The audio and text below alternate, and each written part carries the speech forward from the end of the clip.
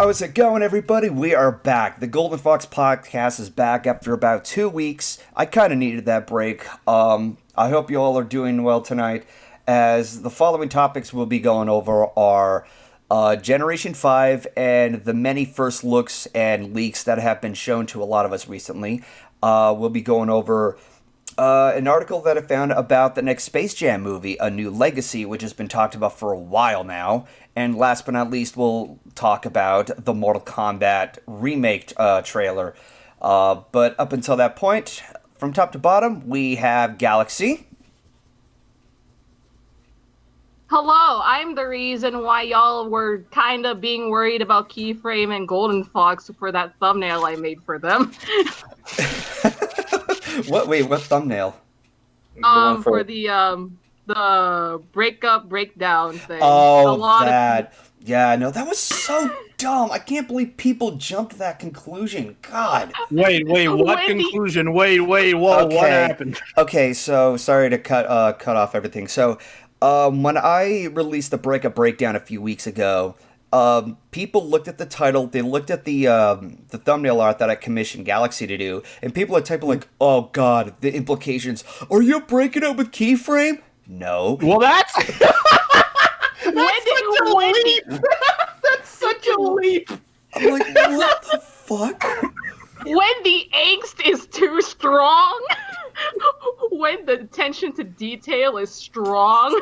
So I literally had to type down a comment for those who are asking, "No, I am not breaking up with Keyframe. You can relax. Chill the fuck out." That is such a fucking weird leap. Like, what? I'm sorry, dude. I'm sorry you got comments like that. That's such a weird thing to assume from a title of a video. So, you know why? Why? I put like a little Easter egg of Keyframe's OC and like GoldenFox's like little wallet I drew for him in the thumbnail, and like him crying while comforting Big Mac, and then like Sugar Bell, was it? Sugar Bell's like picture being like burnt and shit like that. That doesn't mean that's anything. why? An Easter egg is an Easter egg. I thought people would just think, "Oh yeah, no, you're like, no." I just felt bad for Big Mac. That's all it was implicating. No, but people love to like jump to conclusions about fucking anything nowadays. So like, oh my god, that was so this Golden. I bet you if you posted a video that had the title "Serious Video" and it's just a fucking thumbnail of your Vector crying, there's going to be a handful of people before they click on it be like, "Oh no, they broke up. Oh no, Golden to the dog. Oh no." So yeah, we're still in the introduction part of it. I know. We went off. We're going to probably go off a lot of tangents in this one. So we have Ryley. Goofy quote. Oh, yo. Oh god. Well, Ted.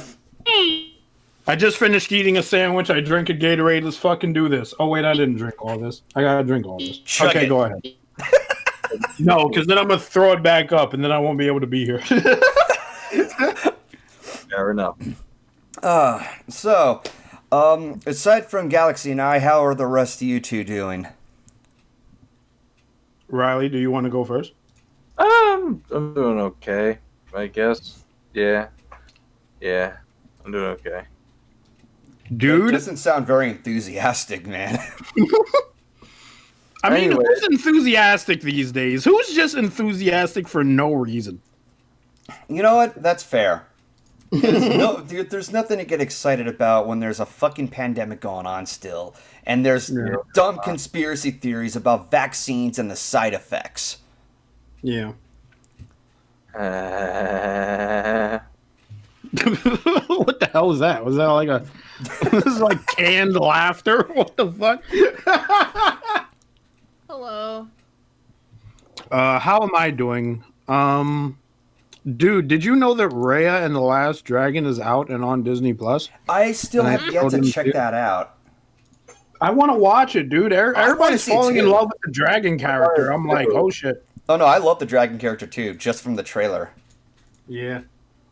I mean, so after this, I might watch Raya and the Last Dragon. I'm planning on going in another voice chat, and there's, for those who don't know, recently Daft Punk broke up. Yeah. Oh, So- no, I heard about that. Yeah, so Daft Punk broke up, and I'm gonna go in another voice chat, and I'm gonna go watch the album that was actually a movie on YouTube. There's some album they made where it's actually a movie on YouTube, and the whole movie is just nothing but the album. I forgot what it was called, and I forgot what album it was. Wasn't it like Interstellar 555 or something? Yes, it's something like that. Yeah. Yeah. So those are my plans for this afternoon. Golden, how are you? I am doing good. I want to apologize in advance if any of you ever heard that pounding in the background. Key is playing a game with a few other people, and she's getting very, very frustrated. Such a condescending. No. Somebody's angry. Well, here's what'll convince you. It's fucking Cuphead. Oh, weren't you two supposed to play? No, I feel like. We haven't streamed that in years. Yeah. I feel like both of y'all would either start yelling at the screen or start yelling at each other. I can't fathom which. If I had a choice between playing Cuphead and playing Celeste, I'd probably Celeste over Cuphead. Dude, Celeste is a great game about I just heard a getting lot, over, like, yeah. yeah, there's a lot of like pro mental health stuff in Celeste. I love watching people play Celeste. Yeah. It's hard as balls, but it's still kind of fun. Oh, Yeah. I'll bet. So, Yep. trying to get myself back on track. So, speaking of what's hard as balls, actually, no, I'd like a quick question. What is the hardest thing you've ever played? I thought you were going to say, what's the hardest thing you ever felt? And I was like, Golden. Whoa! Because you said hard as balls. And I was like, what? And then you said, wait, what's the hardest? And then I was like, what the fuck is he about to say? Okay, so yeah, that was a random tangent there, but yeah, hardest game. Didn't we already talk about that before though? I don't know, man. I don't play a lot of hard games because, like, That's I fair. feel like if I play a hard game, I'm just going to get annoyed. I can try to stream a hard game and just have chat yell at me for like 2 hours, but that doesn't seem fun either. Okay, well, but yeah, no. I'll go ahead and drop the question there. We need to get straight to the topics here. Let's talk about the one thing a lot of people and their dog have been asking us. So recently, there have been a lot of pictures and previews that have flooded the internet in regards to Generation 5, and there's definitely a lot going on here. I'm trying to find I have this article here that dives into pretty much the idea of what's happening. So, the article here is from Geek Tyrant. I unfortunately can't really... Actually, let me see if I can post links here. Yes, it looks like I can. Yes. Okay, so you guys can definitely check that out. Anybody who's watching it on YouTube, you can definitely check that out in the description. So from the Geek Tyrant article here, I'm a little unprepared here. So I'm just to shake things up differently. Obviously, I'm going to be reading the article, but I'm also going to volunteer to go first this time. And upon doing so, I want to change the order where we kind of pass off turns on who wants to go first and whatnot. So, with that being said, I'm going to go ahead and read the article, and I'm going to give my own 2 cents on this said G5. So, with that all being out of the way, let's get started. My Little Pony G5 film and series announced for Netflix. That's the title of the article. I'm scrolling down as I have to exit out that stupid head banner, the ad banner. Yeah, they're all over the place. Hasbro, E1, and Netflix are definitely on one as the company not only announced a new animated Transformers series called Bots, but they also announced a new CGI film and series for My Little Pony called My Little Pony G5. They're just going to call it G5, okay? Now, to be clear, this is the same film that recently announced a move to Netflix over theaters a couple of weeks ago. The film will kick things off and introduce fans a new generation of ponies in an Equestria... Okay, I'm trying to read... This fucking page is, like, very weak as hell. Apologies for the interruptions. Like, I'm trying to read, and the page keeps, like, knocking me up and down. I can't really focus. The film will kick things off and introduce fans to a new generation of ponies in an Equestria that may not look terribly familiar. We'll follow the young Earth pony named Sunny Star Scout as she tries to change the world for the better. And here's the quote of the summary that everybody has been reading. In the new movie, the pony world of Equestria has lost its magic. Friendship and harmony have been replaced by paranoia and mistrust, and ponies now live separated by species. Sunny, a feisty and idealistic young Earth pony, is convinced that there's still hope for this divided world. But her slightly misguided and often hilarious efforts to change hearts and minds have led her to being branded a misfit. We're a bunch of misfits when Sunny befriends a lost unicorn named Izzy, who wanders innocently into the Earth Pony town of Maritime Bay. The town has already had enough.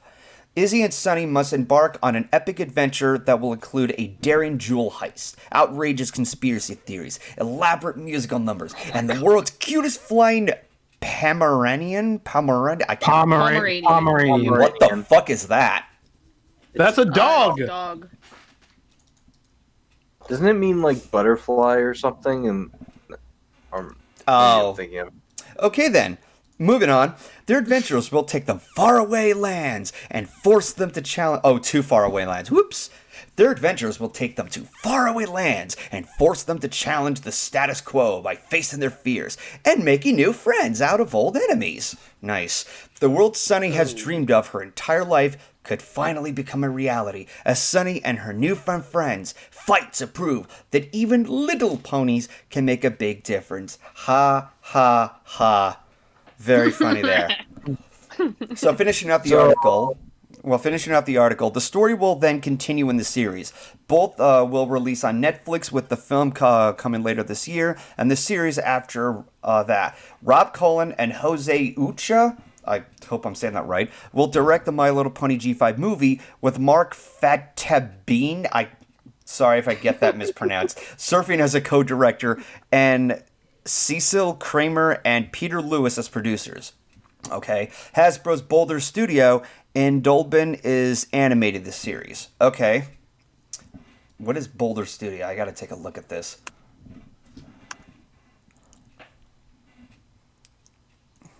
So what are they known for? Okay, let's look into that. Yeah, okay, so I just did a quick Google search and I didn't find shit. Oh, you couldn't find anything? They just got this guy off the street that was like, hey, do you want to produce the next Milo? I mean, I saw some stuff. Well, okay, in the search results, yeah, but no, let's see. Apartment, Zillow, the studio Boulder? Hang on. Workspace. This doesn't even look like... Yeah, this doesn't look like anything. Yeah. Okay, so I'm going to completely set that aside because I'm just going to go ahead and No information? Yeah, let's talk about G5 itself. So the funny story that I had with G5 is that, like most people, I first found out about G5 and the designs first from the bed sheets, which looked really off-putting just by the expressions, the way everything was drawn. And then I later found out, oh yeah, it's there's some CG pictures of these characters. And then at first I was told that the movie was going to be done in CGI, but then I also found out, oh, the whole series is going to be done in CGI now. And that's one personal pet peeve that I had, because when I talked about the potentiality of G5 in the past, I stated that I would not want it to be done in CGI, because shows that are done in CGI always look uncanny to me. They always have too many jerky movements and such. Like, I tried watching Miraculous Ladybug, and the way the transformation begins, it's just, they move way too fast-paced. It's very clunky. Even when I tried watching How to Train Your Dragon on Netflix, the TV series on that one, and it's the same thing. It's just like the first episode, and I'm like, dude, this doesn't feel the same thing like How to Train Your Dragon is in theaters. And I get it. It's a lower budget, but seeing that CGI has dominated theaters, I was very much accustomed to their movements compared to whatever TV shows they made that invoked CGI. Now, I did see a few clips where there happened some characters that were animated and they're bouncy and everything. In fact, I look at Izzy, and when I saw her smile on the side of the screen, she easily reminded me of Moana. And a lot of the characters' eyes designs, they're big, but they're not ginormous, big puppy eyes. They're a different size that kind of looks like something that was inspired by Disney, which... once again, I do apologize for Key and her fun going on in the background there. Don't pay any mind to that. But no, I don't really hear it terribly. So some people heard it. Yeah, but anyway, so back to what I was saying. I can tell that there's a lot of this design. It has taken inspiration from Disney, especially when it comes to their eyes and how they're expressive and how they're shaped correctly. But if you tried to do that in 2D, yeah, it wouldn't look nice. So that's why I don't have that big of an issue with the show being CGI, despite what I said before. But it always worries me that CGI is going to dominate everything, and everything else that was organic is going to be a thing of the past. And I really don't want that to be our future. But I'm not going to dwell on that. I am still anticipating to the series. There's something else I meant to add. Oh, yeah, that's right. Some people made the comparison of G5 design, and they compared it to a German series that I actually found out from Two Snacks called Philly Fantasia. And people have been... Yeah, people have been making this comparison here, and I'm sitting there thinking, like, are they really, though? It's because it's CG, isn't it? But... It's not even that. I think it's because of the muzzle shape and everything else. But sorry, go on. But also, like, the design, like I said before, it looks more like it was inspired by Disney. In fact, one of the Bronies who used to make fan work for Gen 4 got hired to work on this series. Oh, good for him. Yeah. Yeah. I don't know his name. Lightning Bliss actually has that information. I saw her video about it. You could definitely check that out. I may provide a link in the description. I'll have to take a look. But just saying that, I'll know I'm just going to have to look it up. So, yeah, I'm still going to anticipate to the series. It looks cute. It looks like fun. I think Izzy looks incredibly silly and cute with the tennis ball stuck on her horn. So yeah, So adorable. Yeah. So, now that I got all that off my chest, who wants to go next? Me. All right, Galaxy, fire away. So okay, I'm gonna talk about the technical aspects first. You guys never will believe what I found when I searched up their portfolios. What? Okay, so who's the director of this movie? Who is it? Mark Fattybean, right? Is that his name? Yeah, I think so. I think so. Yeah. You know what he did? What do you do? He's known for Star Trek Insurrection, Mission to the Mars, one of the Lord of the Ring movies, Blade 2. He also did some, what was it? He did one of my favorite, he also did visual effects for one of my favorite movies, which is Kung Fu Panda, Monsters vs. Aliens, Over the Hedge, and, yeah, that's probably about it. Damn. He also did Trolls for the... This dude must have a really big resume then. Yeah, no, he also did some shit for Trolls in terms of the animation department, Turbo, and Puss in the Boots. Damn. And also... Puss in the Boots. Puss in Boots. Also, yeah. Cecil Kramer. She also did some stuff for. Is a producer known for Flushed Away, Crimson Tide, and Astro Boy. And she won, I think, PGA Producer of the Year in Animated Theatrical Motion Pictures from 2007. So, we got some good shit here, boys. We got some, like, good-ass portfolio here. Okay, Hell yeah. that definitely builds excitement. But, put the technical aspects out of the way. Vlad and I ripped this, movie to shreds because of the topics that it had. And you know what one of them is, from the looks of it? What? The fact that that Equestria is no longer focusing on harmony. That would be my guess. That, but also systematic racism. Yeah. Okay. Yeah. Yeah. You're right. Systematic racism. And the thing about the My Little Pony movie too, for me, is all this shit. I feel like this is the most common knowledge bullshit, or like the common knowledge logic that people went through when they first saw the synopsis of this. Is like, so all of this Twilight has ever done for the past decade or so has gone to shit. All of this effort was for nothing. All she did to make bonds or make amends with some of the species, like the dragons, what are the other ones? The dragons, the yaks, the yaks, the Karen, the griffins, the Kieran, all of that was all for nothing in this case. All of it is based on a dystopian land and systematic racism. If I may, I did hear other people complain about that, and I see where they're coming from. From what I've seen, this is something that's supposed to take place like way far in the future, to the point where because even in our time, we have our high points and we reach our low points, and I think that's just a natural occurrence. And this is just a whole new generation far in the future where somebody would come in to make a difference, because there's always going to be new obstacles coming underway. There's always going to be conflict.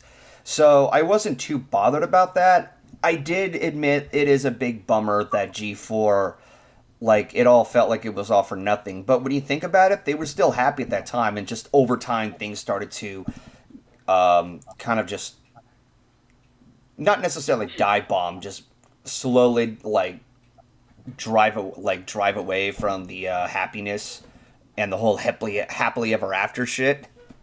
Yeah. So, yeah. Everything changes when the Fire Nation attacks. Oh my fucking god. It's always the fucking Fire Nation. I'm trying to take a piss, the Fire Nation is there. I'm trying to go to the doctor, Fire Nation done blew up the goddamn hospital. What the hell? Everything changes when the pony racism attacks. Oh no. No, all the Fire Nation wants is Tree Fitty. No, we're not giving them 350. You give them 350. Let's see how it fucking works out for you. All right. So continue, Galaxy. The fact that this is on Netflix is kind of surprising, but at the same time, they were in Netflix for like a long time now, so it shouldn't surprise me. But whatever. And we all have Netflix, so we can anticipate it together. Yeah, true. But another thing is, I like the designs, especially Izzy. Izzy is one of my favorite characters so far. I'm gonna go on a rant here. I do not like the guy for what was his name? Hitch. Hitch. I do not like Hitch. Hitch, no. I got my first big impression was oh god, he's gonna be like gonna be a Flash Sentry character, but he's gonna be in the main cast. Oh god. I'm used to lesbian horses. What the fuck is this? Galaxy is just like, give me my lesbian horses, damn it, and I didn't come for anything else. I came for lesbian horses. I came from school just so I can talk about lesbian horses. Not another Flash Sentry character being another protagonist. No, I do not want that. I just hope that he doesn't, in my case, I hope he just doesn't seem to be a likable character in my eyes, because I don't want that. I don't need that in my life, where I would probably have an existential crisis over it. But jokes aside, I feel like I can watch this movie too. It's not gonna be, the 2017 movie, but it is new. It's fresh in the oven. Might as well. I'm looking forward to it. I am too. Kids, yo. I have no idea what you said, Ryley. It's hip with the kids, yo. Oh my god, right? Shut the fuck up. Hello, fellow bronies. So, personal note here, I don't see that big of an issue with Hitch. I actually like the idea that they're having a male character in what looks to be a franchise that was targeted for girls. I think Hasbro's opening up to become a little more universal on the demographic. Family. I get what you mean, but personally, I do not like Hitch. Just Personally- don't hit him with the stupid stick. That's all I care about. Yeah. And I want to go next. No, I want to go next. Galaxy, Ryley, would you who like do you to go pick? next?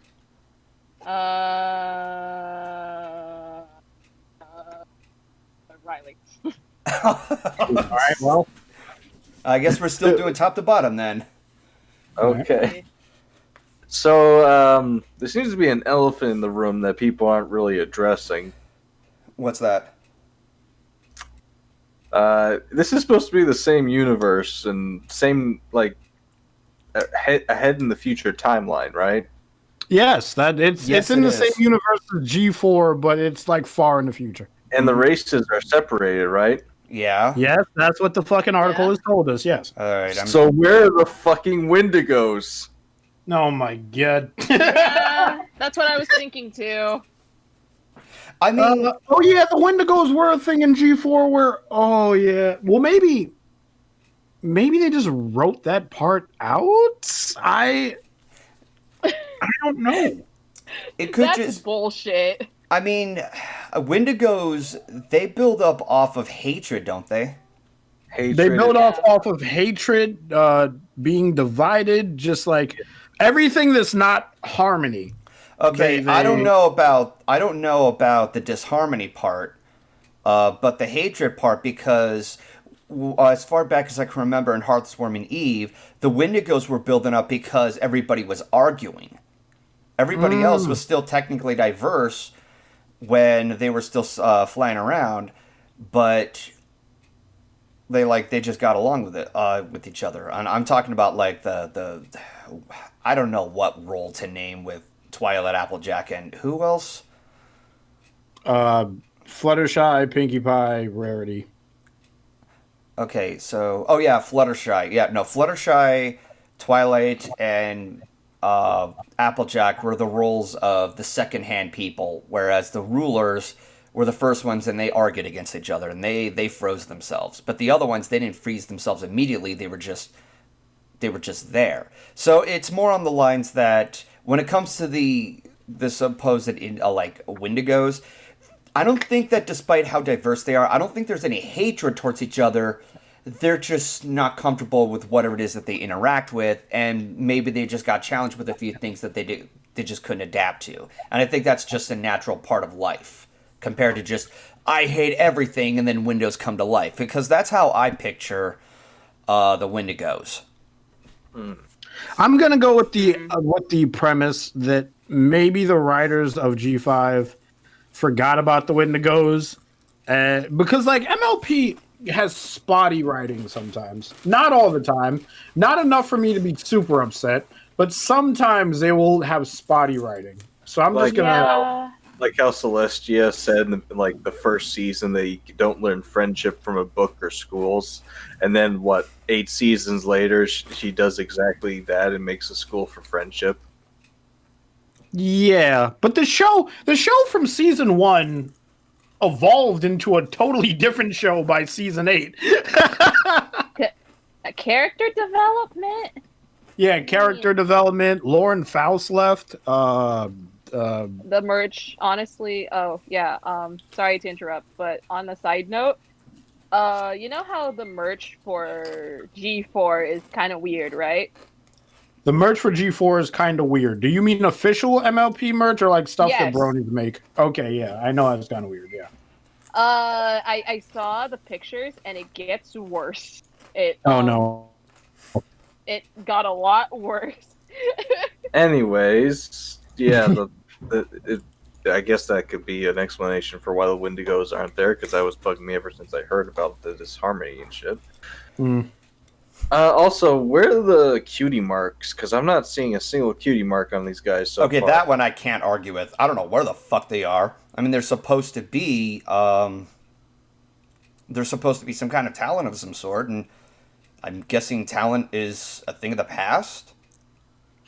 Ass tattoos are gone. Maybe the cutie marks have evolved in a way that they only show themselves when you're actually doing the talent of your cutie mark or something. I do hope this actually does. Because I could see like the animators doing that as a cheap way to get around trying to use the cutie marks with animating and stuff. Maybe. Well, you got to remember this is far in the future. I'm with the cutie marks have evolved theory, and maybe you don't get them until like maybe much later on. What if the characters get their cutie marks at the end of the movie? You know, I mean, these characters, they're kind of young and they have yet to learn about things. Maybe that could be the case. They're about as old as Twilight was, though. When she, I was about to say, don't treat this like it's some sort of cutie mark Crusaders bullshit. Oh dear God, no. I was about to say, don't think of this as like, we are the cutie mark Crusaders. Oh God. They're as old as the main six. Don't think of this as like some sort of like cutie mark Crusaders. Like they're about to find their cutie marks or something like that. Don't treat it that way. Yeah, because they look at just about as old as Twilight was when Twilight ran away from her house going, the princess needs to see me in the first episode. So. Oh, and to follow up on what GoldenFox said about the show being worse animation than the TV series, we already have a good example of that right now. The fucking Camp Coral show from SpongeBob. Oh, don't. I'm so tired of talking about the direction that SpongeBob has chosen to take. It's more of a pet peeve that everything is now being made into CGI. That's what my major gripe is. Like, I don't want everything to be CGI because then nothing is authentic anymore. Yeah. And then they wonder why 2D animation is non-existent. It's like, bro, if you make these things into a reality 9 times out of 10, you're probably gonna be like, oh, like, why is this? Like, they wonder why that's a thing, and it's like, and then they proceed to make more CGI films. Like, Yet the actual truth as to why CGI is more predominant is because it's cheaper, easier, and more convenient to a majority of film companies and executives. Compared to like having to buy several sources of equipment and paper and materials to actually hand draw and everything. And even then, there's Toon Boom and shit. You know, they have no problem using that, and that's just a program. I believe the MyLittePony movie was made in Toon Boom. Yeah, it was. I mean, Disney could just stick with that if they ever want to do 2D animation. They don't have to, like, have a huge budget over it. Whatever. I'm not going to dwell on it. Here's what I'm going to say. The 3D aspect doesn't bug me, but it will bug me a little bit is if when we get to the series, when we get to the G5 series, and is also in 3D, but because of the budget being vastly like lower than it was for the movie, then the CG just sucks. Oh no! I hope it doesn't come to that. We don't want the show to look like Donkey Kong Country. I forgot they made a show about Donkey Kong, and holy shit, was the CGI bad? It was horrible. It was fucking the Monsters vs. Alien show. Like, Jesus Christ, that looks so unfinished. No, the thing about Donkey Kong Country is that they use like motion capture for that CG. Wait, Donkey Kong Country, the show, not the game. Yeah, the show. They used motion capture for the animation in the show. Why invest in that if it's just going to make it look bad? Because it's cheaper. No. Okay, can I play a little thing here? Yeah. Okay, so I'm sorry. The thing about CGI to me is that it's not a bad idea, but I'm with Golden in most parts, and at the same time with I'm gonna go into my weeb shit. The animation in anime is like still very organic, But the people that make these animations, in terms of like the shows and everything, you'd think that they'd be paid like very amounts of money, but no, it's like No, a no, lot lower that you think. Yeah. anime artists are paid like poverty wages, basically. It's Yeah. really Don't Like- tell me that. That makes me sad. I hate that. I've heard about that stuff.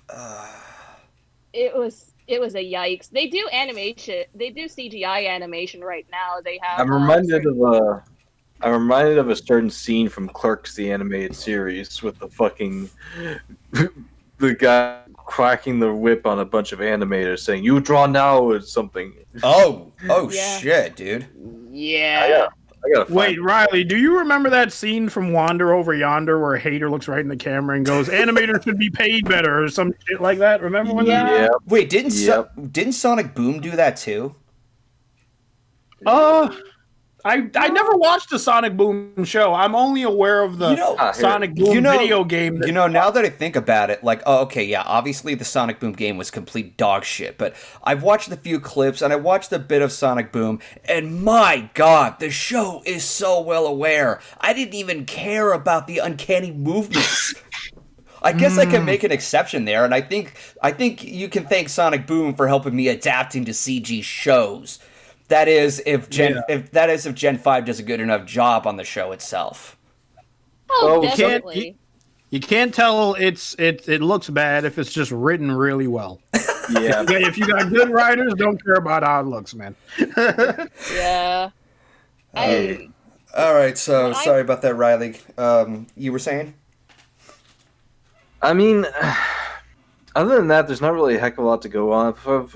We still don't know, like, if we're even going to see anybody from Gen 4 in this series at all, but I don't know. It's still early to say. We barely gotten any images. We haven't really seen a trailer yet, have we? So I don't know. It's still too early to tell. I don't want to put the cart before the horse right now. Yeah, like what I was saying, like I'm trying, based on what I'm saying, I'm not trying to look a gift horse in the mouth, no pun intended. But like I said, I'm willing to anticipate to this. So Wolfhead, you seem to be the last one. You ready to go? I am so ready, Freddy. Okay, where do I start? I am pogged up for MyLittePony G5.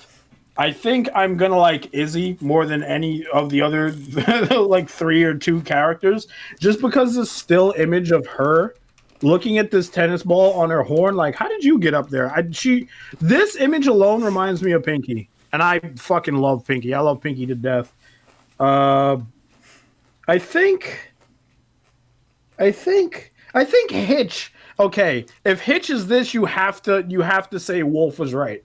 I don't think Hitch is going to be that bad of a character. In fact, I think Hitch is going to be kind of a himbo.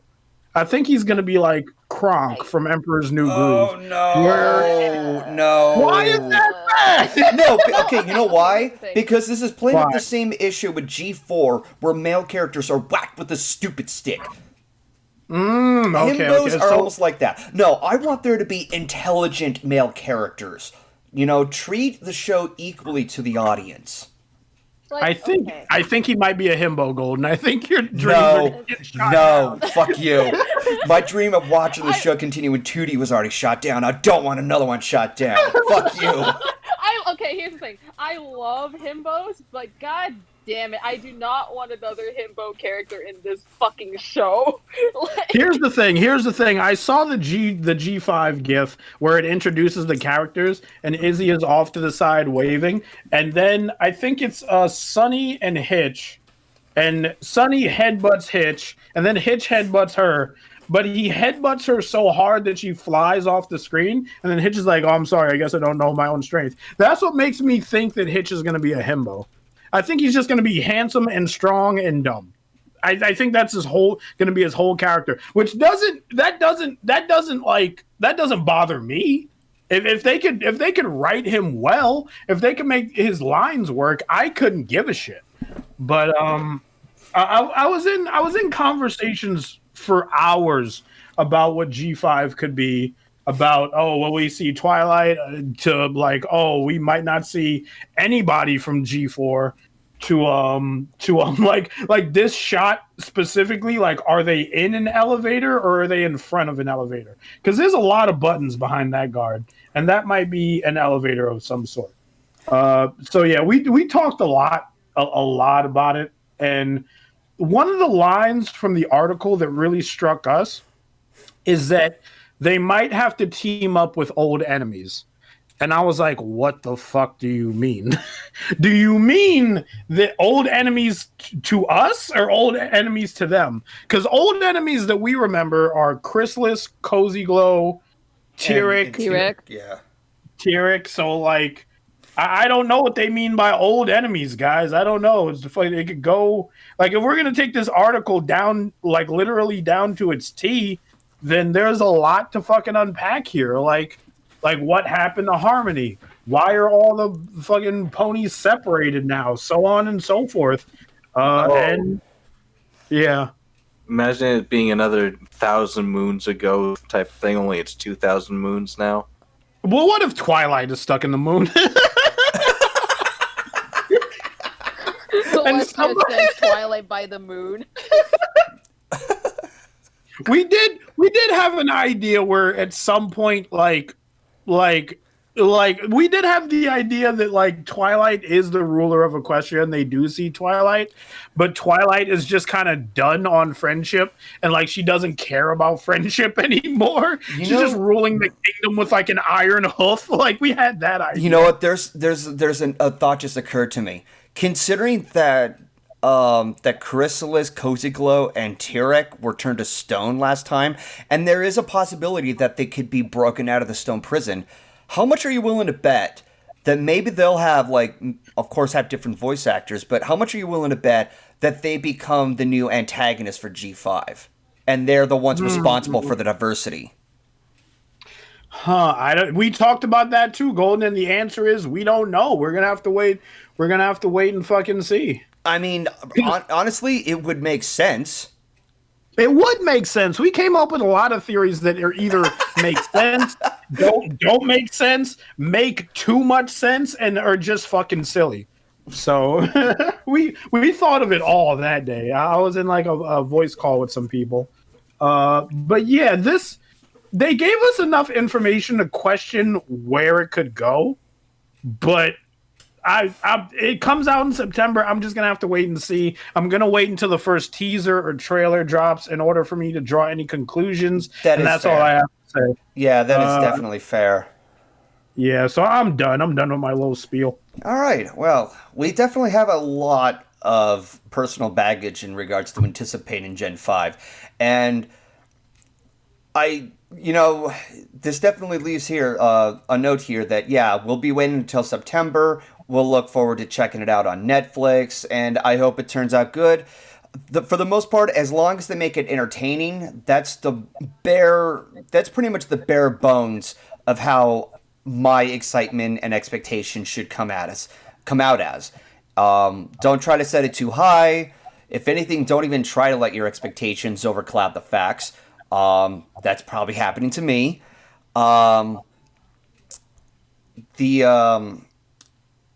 Take what is said with a pinch of salt and take it for what it is. It is good and still fine on what things you have to criticize and point out the things that they could do a better job on. Obviously, criticism is a necessity that helps improve anything out there. So yeah, with that in mind, I think we're just like we don't want to discuss too much about G5. Like, a part of me feels like I'm already exhausted from all of this, but I think we've set it up to the point where we can piece together that, all in all, we're all pretty much on one page, and that is anticipating to the show. So, I think it's time we move on to something else where we're ready to just slam and jam. Come on and slam! And welcome to the jam! Come on and slam! welcome to Oh, you guys can't be happy about the next Space Jam movie because Lola Bunny looks weird now. Oh, God. Okay, you know what? For that, I'm going to do the same thing like before, and I'm volunteering to fucking go first. First off, let me go ahead and just read this article here. Oh, it popped up in a new webpage. Okay. So I found this article here in which I will paste in the chat from Entertainment Weekly. And basically, this is the talk about Space Jam: A New Legacy. Now, the Space Jam sequel has been talked about for a while, if not years. And seeing that LeBron, okay, my knowledge on, basketball and different teams and such, my knowledge is extremely minimal. I hear names back and forth. I've heard LeBron James a lot. With that being said, I'm going to go ahead and read this article, give my own 2 cents on it, and then I will go ahead and we will pass turns. So, Dream Team. LeBron James joins the Toon Squad in Space Jam: A New Legacy. First look. LeBron James hits the cinematic court, updating a beloved classic and shooting for the Hollywood A-list. For years, LeBron James blocked questions about the most animated and top secret moment of his career, but now he's wide open. It's one of the biggest games, if not the biggest game I've ever played in, he said. The Goon Squad is probably the best team I've ever assembled in basketball. He's acting like this is fucking real. What? The way he's wording that. Okay. James, 36, is speaking one night in February after casually racking up 27 points, 10 rebounds, and 10 assists, and a decisive victory. Yeah, and a decisive victory. Porky Big Tongue, get out of here. No offense to the Denver Nuggets, the most recent victim in James and the Los Angeles Lakers titles defense, but the 4-time NBA champion is now discussing more intimidating circumstances, raising the question. With 16 All-Star appearances, 4 league MPV awards, and 2 Olympic gold medals, what adversity has the King James not faced? What super team has he not defeated? What stadium full of booing fans has he not conquered? Hollywood royalty like Batman and King Kong courtside for one. Not to mention the Goon Squad's power-up roster of pros. Enter Space Jam: A New Legacy. James' well-received supporting roles and the production empire aside, the film is a pricely test of both the athlete's crossover appeal as a leading man and a changing industry model. It's said to be one of the first event movies to welcome audiences back to the theaters this summer, while its box office receipts battled the draw of a simultaneous July. For a second there, I thought that said stimulus. So a simultaneous July 16th streaming release on HBO Max. Woo! I'll be anticipating that. Quote, if you say the theatrical movie Space Jam is it, director that's it. If you say theatrical movie Space Jam is it, director Malcolm D. Lee insists. If James can overcome those odds and save himself and his on-screen son from being trapped in the digital world of a rogue AI with uncanny resemblance to Don Cheadle? Does it say Don Cheadle? I don't know who that is. He can add A-list movie star to his lengthy list of achievements, okay? And there's a magazine cover that has LeBron James with all the Looney Tune characters around him. Okay, awesome. The Space Jam franchise has been... Wait, franchise? There was only one movie!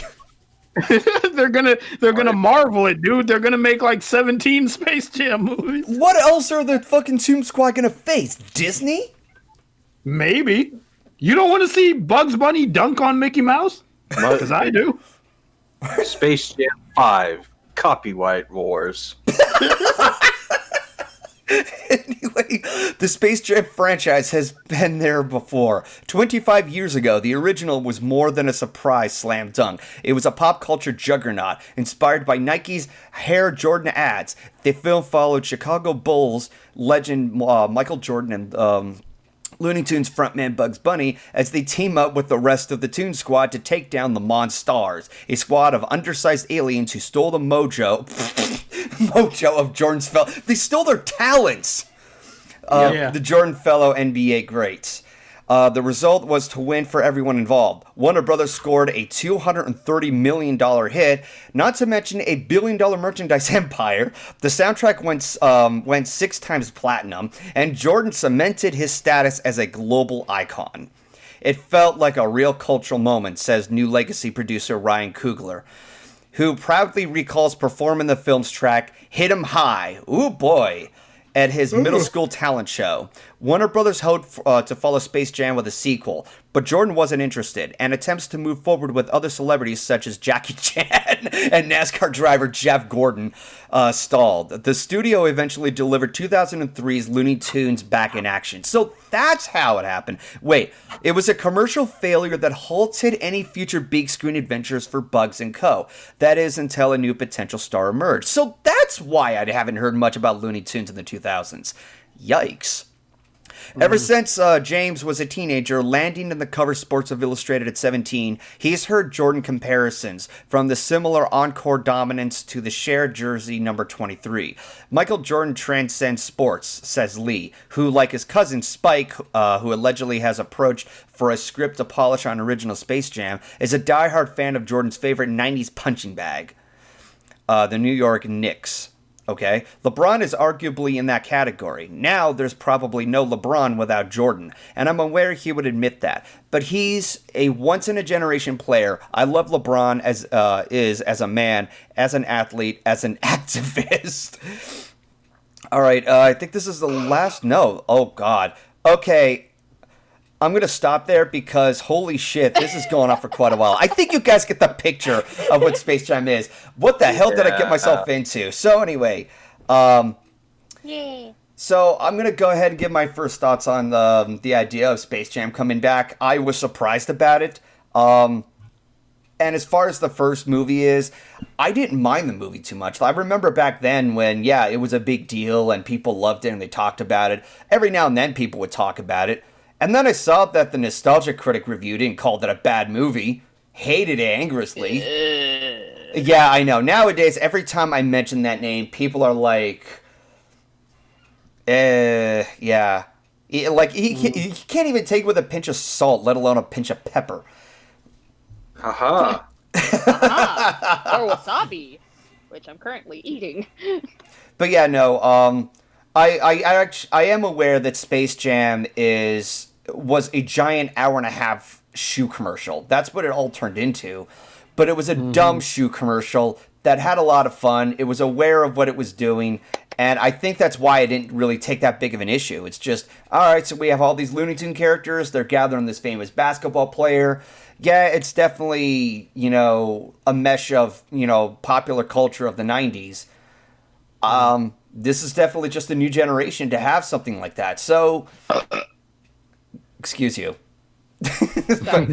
but no, yeah, I'm pretty much anticipating to this. I'm not a big fan of basketball. That doesn't mean I hate it or anything like that. I just don't watch NBA as often. Fuck, I've already mentioned before that I don't watch NFL as often. I don't watch sports that often. But I'm definitely willing to give this movie a chance. I mean, even if you're not a big fan of basketball, you would definitely have somewhat of a connection with the Looney Tune characters, because everybody grew up with Looney Tunes. So, at this point, I'm kind of like milking my own 2 cents, just beyond anything else. Who wants to go next? Me. Let's see here. Oh, Galaxy, you want to go? Yeah. Always wanted to go for first. Wow, I mixed up first in sports and called it forced. I gotta say fourth. Golden, I need you to stop having a stroke. You're on a podcast right now. I know. All right, Galaxy, go ahead. Okay, so would it be a little bit surprising if I tell you that I have here's the thing with me. I believe it or not, I play sports. Who knew that a succubus can play sports? I do have a thing with I do play basketball every once in a while, but I also love this movie in of itself.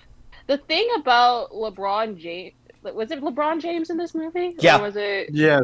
LeBron James is going to be thing. yeah. The thing about LeBron James too is that he's probably one of the most legendary NBA people right now, especially with Kobe Bryant, rest in peace, by the way. But Yeah.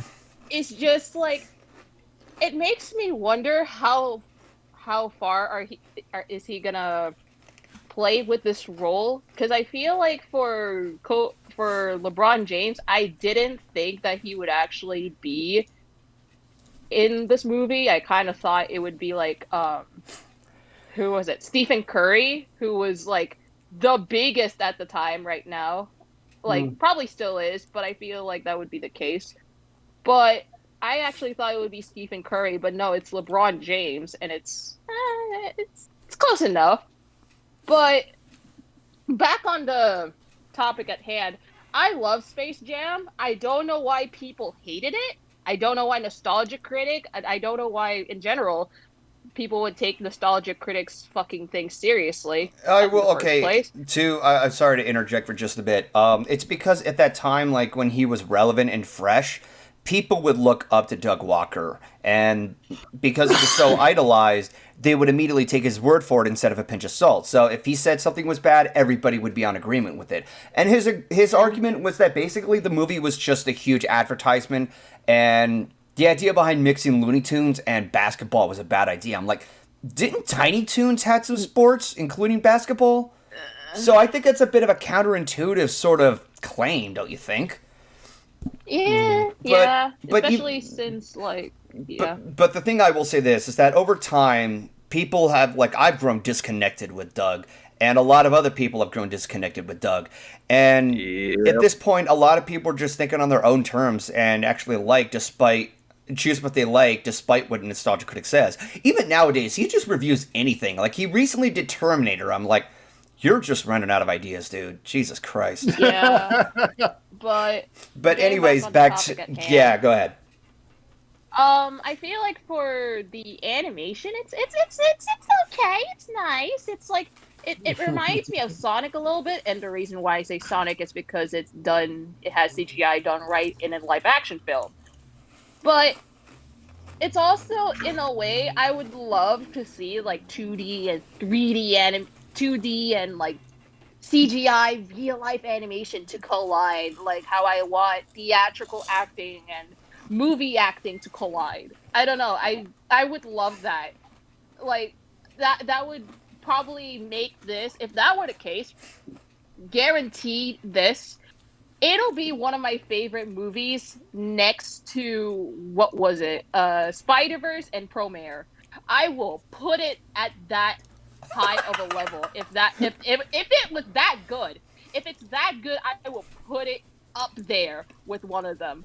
But I like the thing about Space Jam to me is that it's a dumb movie. I don't understand why people hated it, but it's a good movie, especially for its time, and for LeBron James on top of it to be into this sort of thing, it's nice, especially with his son in this movie. It's kind of like, oh, he's bringing his son to work. That's adorable. But also, it's kind of basically just it's a fun movie, and I want to bring this up because I know the chat is already talking about it. The fact that Lola Bunny's controversy was a thing was so hilarious. I mean, bold of you to assume that just because they just chopped off her boobs would mean that, hey, they're not gonna sexualize her anymore. No, the internet's gonna find a way to sexualize Lola Bunny. Like, Golden is dying inside. Okay. Golden is dying inside. I'm sorry, but finds a way.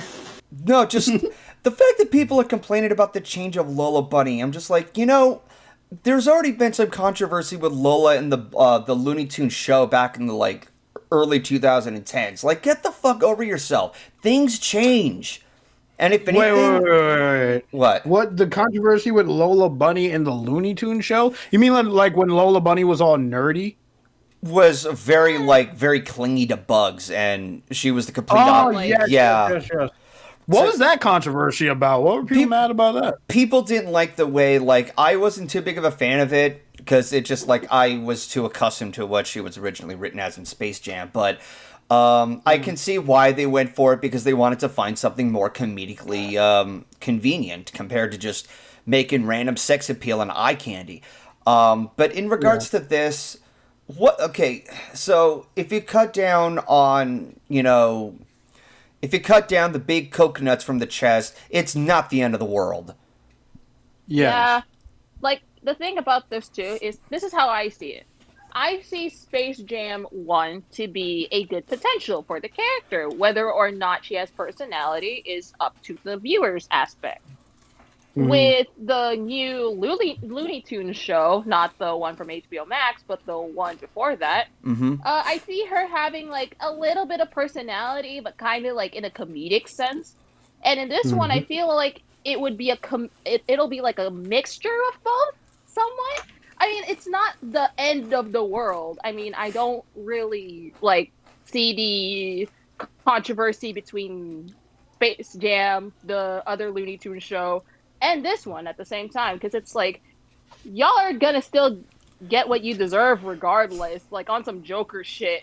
Like, I was just about to say, you get what you fucking deserve! You're still gonna get it regardless. Like, you guys, let's be real. Y'all had feelings regardless. You had something funny in your pants. You got your panties in a twist regardless of, like, how you feel about it, because people still have a crush on Lola Bunny. Let's be real. Who has a crush on Lola Bunny? I think she's very attractive. I mean, she's well drawn, but I'm not gonna want to get like. Okay, first of all, I think this more or less is for Bugs to have fun with those bunny those bunny titties, Bunny titties.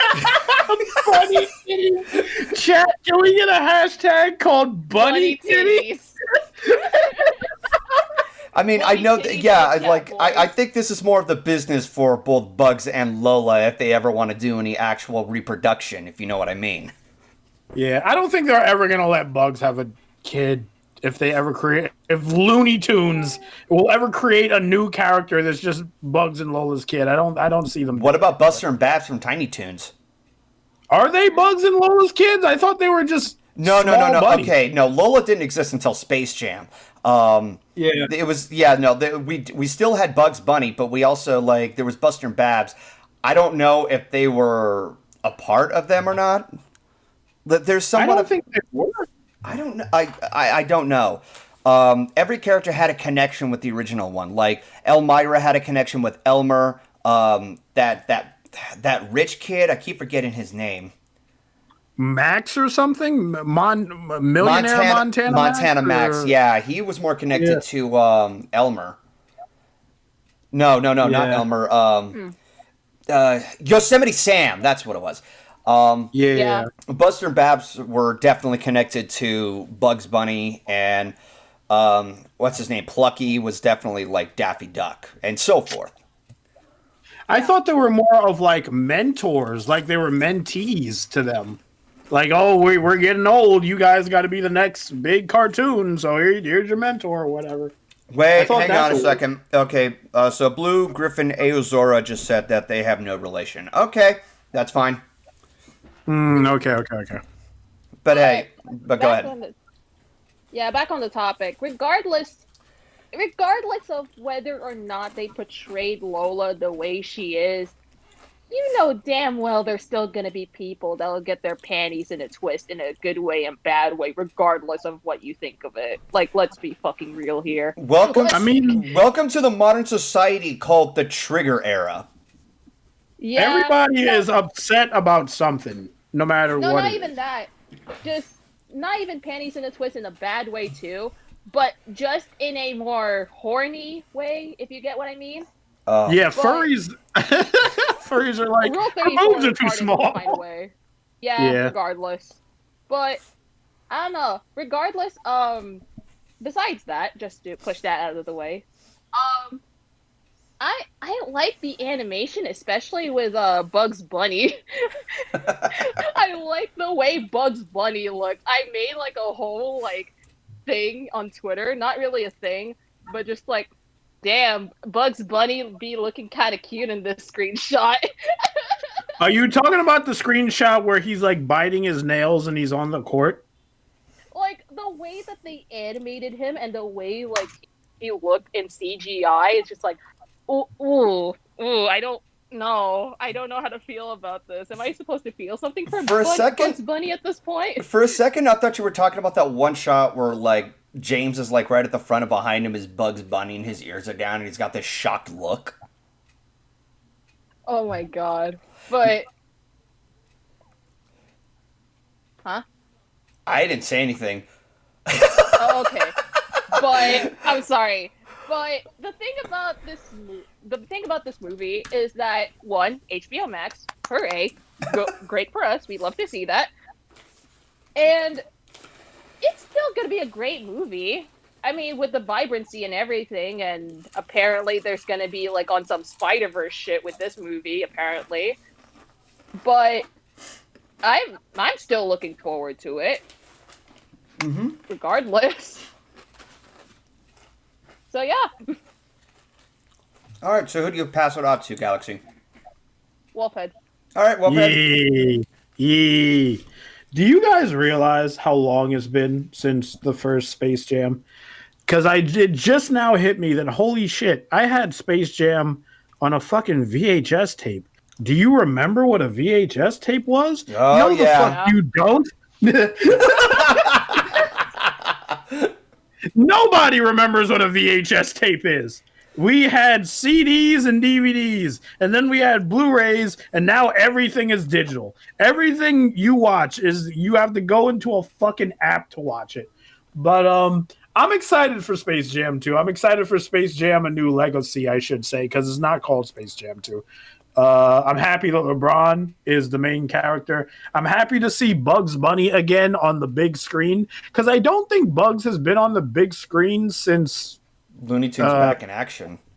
Yeah, Looney Tunes back in action. And that movie wasn't even that good. Oof. It was okay. It just wasn't, it wasn't like eye-catching or anything, but it was fine.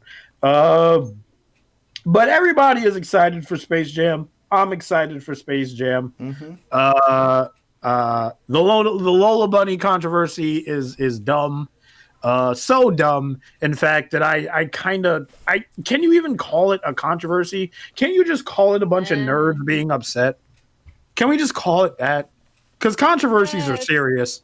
This isn't a controversy. This is a pity party compared to it's a pity party. Controversies are like it went from like something like it's like a very gray area. You either go very serious, like the topic is very serious, or it's very like not serious, but it's also very I guess kind of weird, I guess. You know what the real controversy is? What is the real controversy, Riley? The fact that Smash Ultimate got rid of Snake's ass. Oh, shut up. Anyway, you were saying, Galaxy? I don't want to think of solid Snake's ass right now. What the hell? What I'm saying is just like controversies in a way are buried to anything negative, basically. So I can kind of see it as a controversy. I don't think this is a controversy. This boils down to, where did her boobs go? It's like none of your fucking business, you weirdo. Yeah.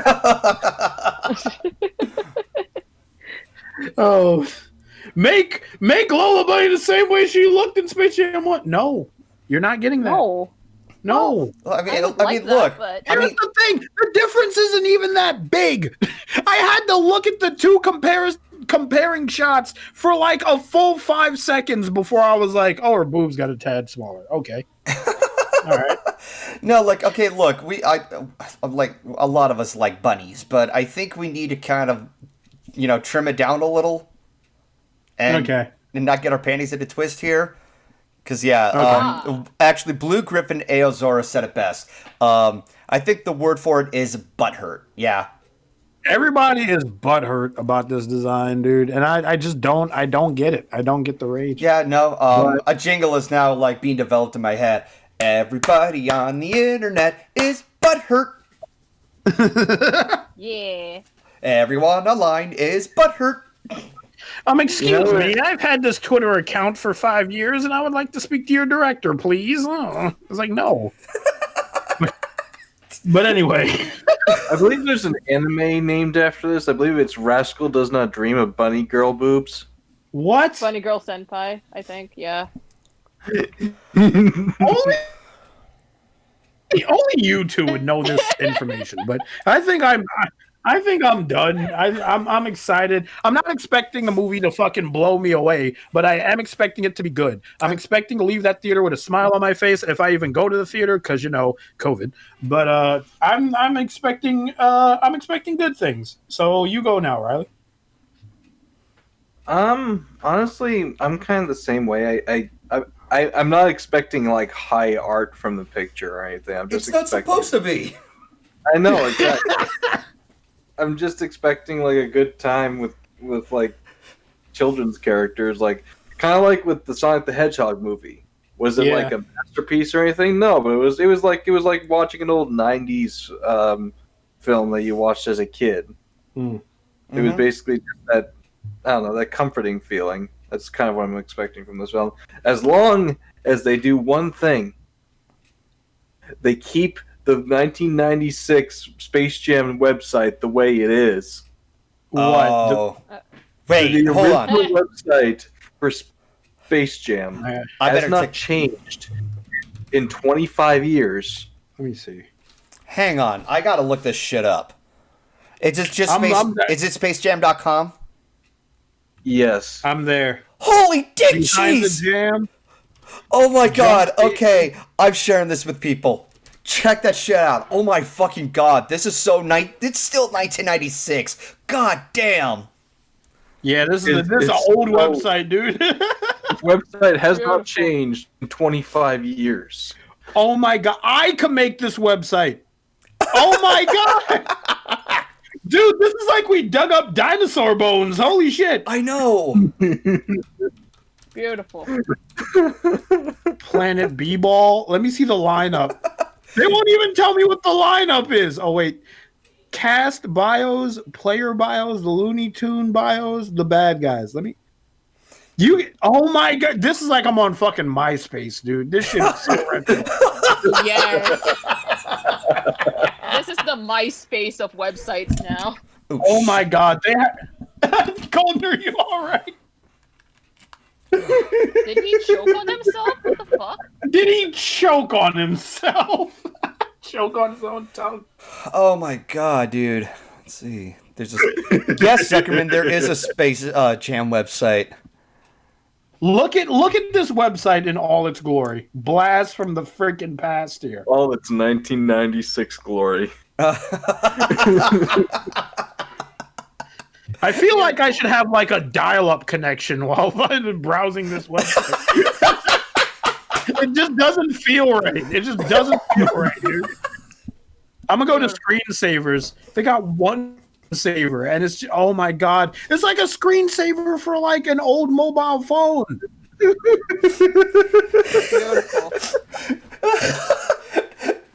Oh, it's great. Anyways, you were like anything else, Riley?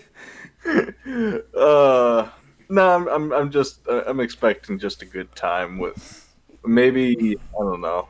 Hopefully by the time this comes out, I'll be able to see friends with it. Maybe, I don't know. Yeah, let's hope that the pandemic becomes a thing of the past for once. Yeah, not last 10 years. I like. They're giving out vaccines. It should be over soon. Yeah, I hope so. Fingers fucking crossed. Anyways, so yeah, I'm definitely going to anticipate to this new Space Jam movie. If it's stupid, it's stupid. As long as it's fun, that's it. Like, yeah, it's not going to be state of the art. It's not going to be this exquisite film that it's a smart, deep movie.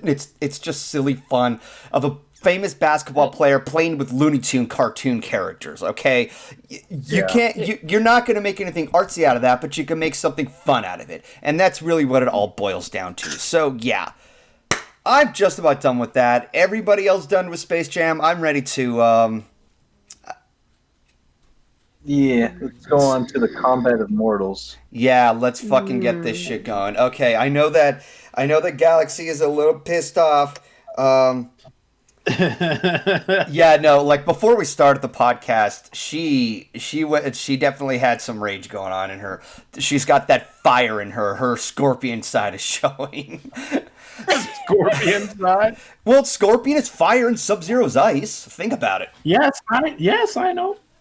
Anyway, so not too long ago, there was a trailer for the Mortal Kombat movie, and I'm not going to say too much about it just yet, because unlike the other ones, I'm going to volunteer. Actually, oh yeah, that's right, Galaxy. You said you were going to volunteer to go last, didn't you? Yes. Okay, so here's where I stand in all of this. I think that Mortal Kombat needed. Okay, so let's wind the clocks back to 1995. You have that goofy, the 1995 release, directed by Paul Worthless Shit Anderson, and yes, I call him that because Resident Evil. Despite how stupid it is, it's still good cheesy fun. That's what it all boils down to. Like, you can watch it with a couple of friends and just make riffing material out of it. But the biggest glaring issue that the movie had was PG-13. Mortal Kombat was known for being excruciatingly violent. So much blood, fatalities. It was the big marketing show. And seeing that the movie did not have that was a big glaring sin in and of itself. The rest of it, it was silly fun. It had something going for it. It had a nice idea going for it. I mean, you're translating a movie from a game that is a fighting game, and you're just fighting through a series of characters, like what most fighting game mechanics would do. You just go and fight through a series of characters until you come to the final boss. In this case, they made a tournament out of it. Well, Mortal Kombat involves a tournament, so that kind of makes sense. And you have a group of other characters who everyone's familiar with. That kind of works. So far, I think that actually that's an idea going for it. I was surprised that there was even an idea going on for Street Fighter. Now, I'm not talking about the one with Raul Juliez, nor am I talking about the frickin' Chun-Li movie from 2009. That shouldn't even be called Street Fighter to begin with. But what I mean with Street Fighter, I mean the animated movie and where that one was going for. I'm going all over the place with this, but basically, despite how dumb it was, I think a proper reboot and redoing of it was kind of needed. And when looking at the trailer, it had the one thing the original didn't have, and it was bloody and it was gory. Now that it has that, how well does the rest of the movie hold up? You have a tournament. You have characters who are chosen. Okay, this is all starting to add up. The characters are kind of written a little differently. There was even a moment in the trailer where both Scorpion and Sub-Zero were fighting. Those two were like side to side with each other in the original. So this is definitely delivering a different spin. And from what I've been hearing about and what I remember with as far as Mortal Kombat as a whole is concerned, those two were against each other. Like, I remember there were cutscenes from Mortal Kombat 4, and Sub-Zero was after Scorpion, and Scorpion was on a quest for just a non-stop vengeance. And it's just, there was definitely, like, something going on with those two. So I can see how this would work well in the movie. I also kind of, like, not fanboygasm, but I smiled a little when I heard Scorpion scream, "Get over here!" Like, it's not the same thing as "Get over here!" as people remember it as. Like, I don't expect that to happen, but I can still hear, I can hear it be like, "Get over here!" I'm like, yep, he said the thing. But with all that said, aside from the blood and aside from the idea of a tournament they're going for, I have more hope for this than I did before when it came to video game adaptations, because for the past couple of years, we had Detective Pikachu, and that turned out great. You have Sonic the Hedgehog, that turned out great. I'm hoping that Mortal Kombat continues that trend where a video game adaptation becomes legitimately successful. Like, I'm not expecting a masterpiece out of it, just make it good fun. You know, just something that appeals to both fans of games, of whatever it is they're translating, and what the neutral viewers are watching. Like, the neutral viewers can somewhat get an idea as long as you know how to translate it very well. Because video game adaptations in the past have been giant, what's the word? Dumpster fires? Yeah, let's go with that. Yeah, you have giant dumpster fires. Like, the Super Mario Brothers movie, first of all, it was too soon to make a movie out of that. Because, like, if you waited maybe, like, another decade or something, yeah, you could translate it well with the use of CGI. Second, you try to go for this edgy look and try to capitalize on the success of fucking Teenage Mutant Ninja Turtles. The reason why that movie worked is because it was already dark and had a dystopian sort of feel to it. Mario Brothers is bright and colorful. That's a huge contrast. You have Street Fighter where it's fucking xenophobic. You have Raul Julias doing his best to play as Bison, and yeah, he gave it all. I can't feel the same for Jean-Claude Van Damme when he was Guile. Because he didn't even have the English accent, so it's like, what the fuck was that? You have Double Dragon, which is like, that movie looks like it was made 10 years ago, and then it was released 10 years later, because it looks older than its release time, which was in 1994. And also that big clunky guy, I don't know what the fuck that was all about. You have Uwe Boll. Less we talk about him, the better. And you have Paul W.S. Anderson taking on the Resident Evil movies, which had nothing to do with the games at all. They only had zombies and Umbrella Inc. That was it. The sequels had other characters, but Alice was written as a goddamn Mary Sue. That's the only time I ever use that word, Mary Sue. Because what makes her even more insulting is that she upstages all the other characters when they attempt to do anything. Like, okay, I'm going off of a really, really big tangent here. In Resident Evil Apocalypse, there was a scene where Jill Valentine attempted to light a match, toss it behind her, and light a gas tank, killing off a monster of some kind. But it fails. In comes Alice, and she's smoking a fucking cigarette, and she fucking does the job. Resident Evil Afterlife. What's her name? Claire Redfield is taking on this big giant dude with a fucking hammer. She fails at taking on this dude, and then in comes Alice to the rescue. Like, she's there for everything. That is a goddamn Mary Sue. I'm sorry. There was no tension behind that. Just... Anyways, I'm sorry for going off the charts here. Mortal Kombat, I hope this turns out good. I think I've said more than enough. Who wants to go next? All right, Ryley, it's either me or you. Do you want me to go first? I mean, I'm probably going to be real quick anyway. Okay. I'm probably going to be really quick, too. You go first. Yeah, go ahead. I mean, it looks like it's having a little bit more fun with the concept. It looks like it's sticking more true to the games, at least from what I can tell. I'm not a huge Mortal Kombat, so I couldn't, or fan. Yeah, I'm not a huge Mortal Kombat fan, but I gotta say it seems pretty loyal. Yeah. Am I expecting anything great? Again, no. Just make it fun.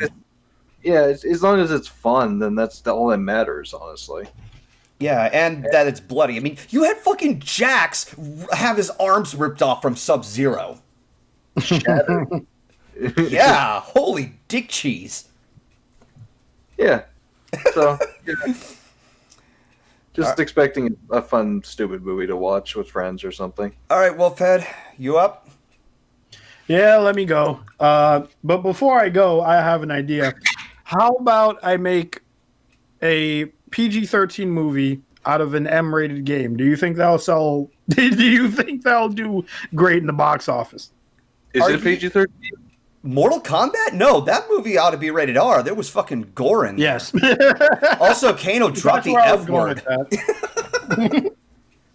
How many F words can you get away with before your movie has to be R-rated? Is it one? Like, as soon as you drop the F-bomb, it's just like an R-rated movie? You can say one F-bomb in a PG-13 film, but more than maybe twice. Because I remember seeing Titanic, and the F word was said twice. And that was PG-13. Okay. It also had bare chest. Yeah, so. Also, The Titanic had bare chest? Oh, well, all right.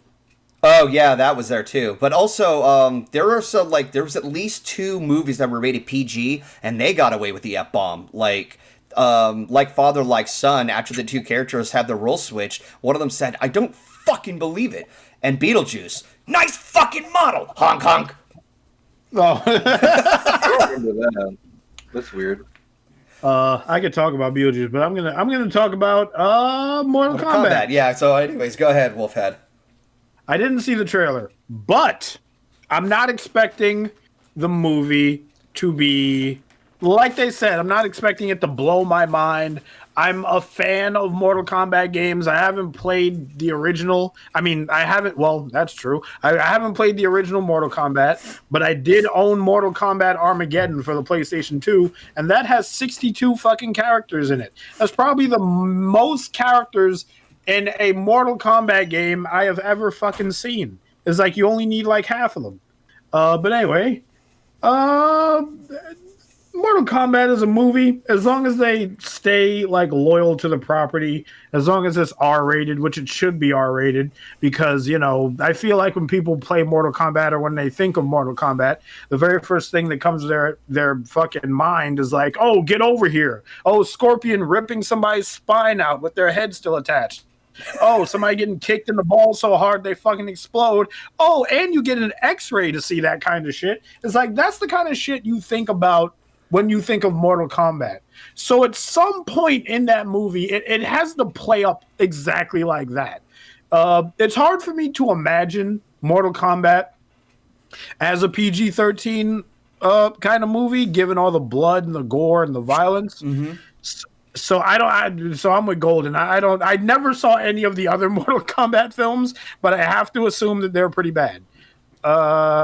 What else? I'm excited. I'm excited. I won't see it the instant it comes out, but I will see it eventually. So that's what I feel about Mortal Kombat. Galaxy, do you want to do the thing? All right. So sit back, ready to get bursted into flames by her rants. Oh my god. Okay. So, don't get me wrong. I'm looking forward to Mortal Kombat, right? Is it surprising to y'all that this is one of my favorite franchises in media? Like Mortal Kombat? I actually didn't know until recently. Yeah. It's probably one of my favorite franchises in media. I played like some of the games. I even own right now a PS4 copy of the Mortal Kombat X, and I've played a little bit of the mobile games. Here's the thing. It's the same thing with all of you. I am a big fan of I don't expect too much out of it, but I'm expecting one thing, and that's the end. We'll talk about that later.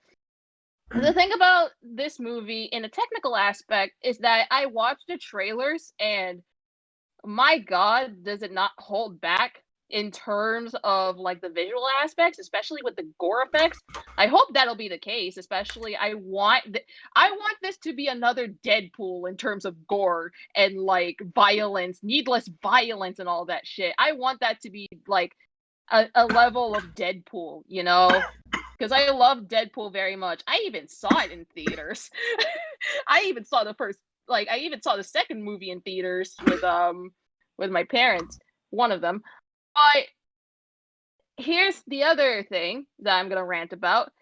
So one of my favorite characters in this movie is not in this film.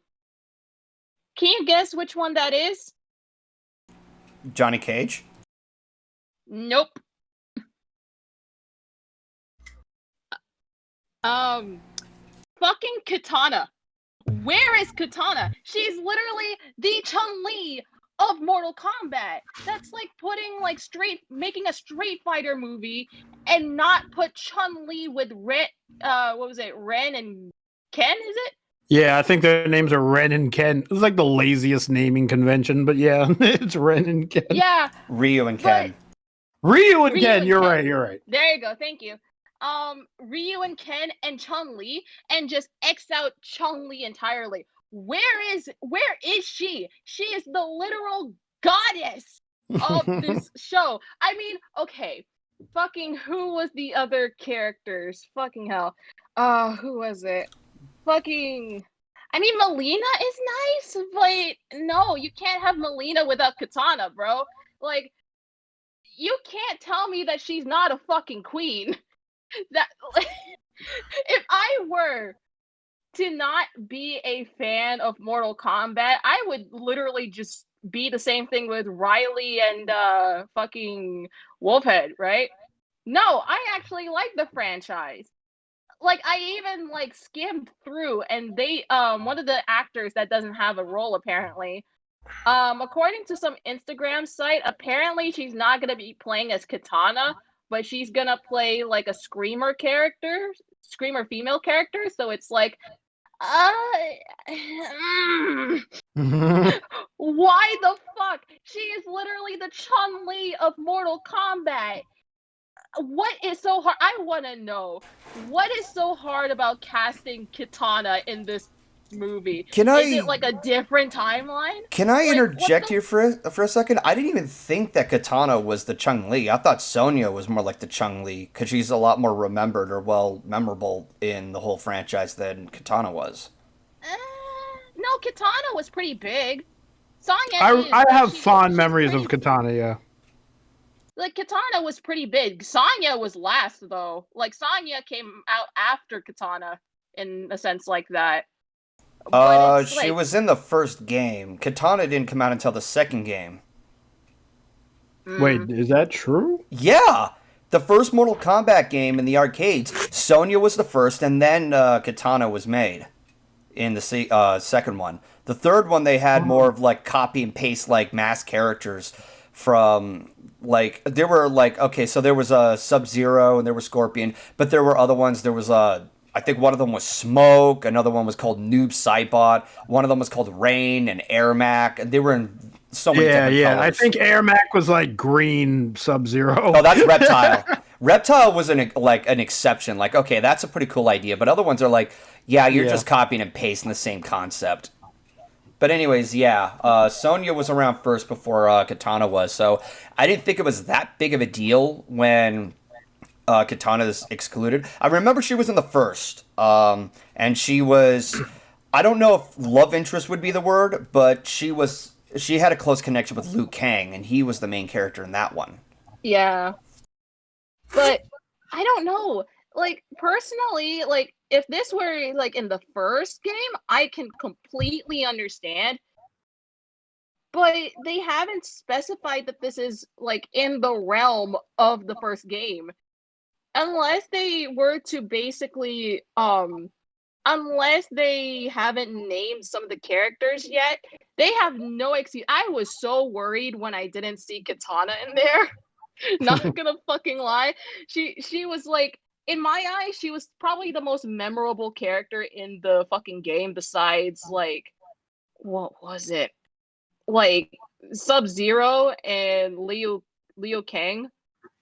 Liu Kang. She was probably one of my memorable characters in the franchise. So I even ranted about this with my IRL friend, and he agreed with me. It's just like, the lack of her is kind of worrying, to say the least. And if this takes place in the first game, then we better make a fucking sequel, because I'm not having any of this. I would say this more ideally. I think this is more ideally, but also they don't have Johnny Cage either, and Johnny Cage was in the first game. Yeah.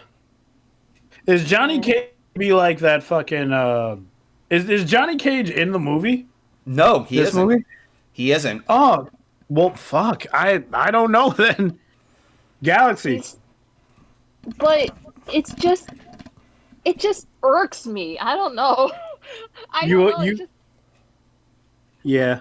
You have a favorite character and you want to see her in action. Yes. Yeah, but I don't know.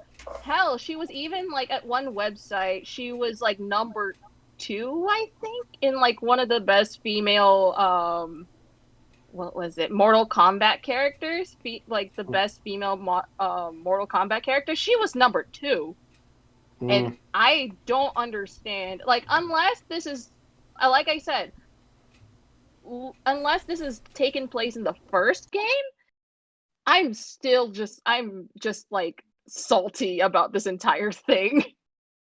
Because Galaxy. Yes. I know you're torn up about Katana, but I offer you a ultimatum. I offer you a character that is way better than Katana. Oh boy. What? Sindel. Sindel is so great. Who the hell is Sindel? Nobody knows who Sindel is. And Don't leave me out to and dry. here comes salt off of Wolfhead. Salty Wolf. Can we get a hashtag Salty Wolf? Dude, I'm in Salty chat. Wolf. Somebody in chat. You have to know who Sindel is. Sindel is the girl with the white hair that does the scream. Oh, her. Yeah, I remember her. She is so great. I love Sindel. She's the greatest. Okay, so I guess. I'll put it as this. First of which, like I said before, I will just enjoy Mortal Kombat as is. And honestly, I would have loved to have seen Johnny Cage in this because aside from having a pretty boy in there, I think Johnny Cage is just more of the comedic side of it, and I just hope that there's something funny going on in the first one because you have to have a little bit of humor involved and have fun with it. I mean, this is the same dude who in the original film got down and punched Goru in the fucking ball sack. That actually happened. Yeah, no, that was beautiful. Like, that right there makes up for how stupid the rest of the fight was. All for a pair of sunglasses. Those are $500 sunglasses, asshole. I gotta see the original Mortal Kombat films. I could just show you the clip later on because it's amazing. But go ahead, Galaxy. There's no excuse other than oh, this takes place in the first game. Because, she was in, the animated films. She was in, I think it was, the first Mortal Kombat film. She was there. Why isn't she here? Okay, so, I'll put it as this. Even though we don't have everything that we want in this, hopefully if it's good enough, it can spawn a sequel and Katana can make her appearance in that. Along with maybe Johnny Cage and a few others. There's a lot of characters in Mortal Kombat, dude. I want to see all of them, but if we're gonna see at least half of them, there has to be a sequel. I mean, at the very least, include some of the most memorable, iconic characters. And I didn't really think Katana was that iconic, but I'm sorry to say that, Galaxy, but I know if the movie is good enough, yeah, we can get a sequel and we can get other characters that people liked and not include all of them because let's face it, if you try to include every character in a movie, you're going to have another abomination like Annihilation was. What's the matter? You don't want to see Noob Saibot or Cabal or... No, it's not even that. Okay, Wolfhead, you don't know about Mortal Kombat Annihilation, do you? No, I don't. Okay, let me put it this way. It's a garbage sequel. If you thought the first Mortal Kombat movie was cheesy and silly, I mean, yeah, it is. Annihilation is just the acting looks like school play, like preschool. The CG effects were trash. There are way too many characters to keep track of in what's going on. When you're writing a story, there's only so many characters you can tell in a span of an hour and a half to 2 hours. So I don't expect every single character from Mortal Kombat to be in there. I'm just saying that at the very least, if this movie does well enough and it gets a sequel, maybe we can see Katana, maybe we can see Johnny Cage, maybe we can see a few other ones that can do a good enough job as long as they do their purpose in the narrative. Because you are translating something from a movie, from a video game to a movie. So all I can do is just hope that this does well and maybe, the sequel can help rectify that. Yeah. Okay. Oh no, I'm not asking for some Justice League Batman versus Superman bullshit here. What I'm just asking for is just to put Katana in there.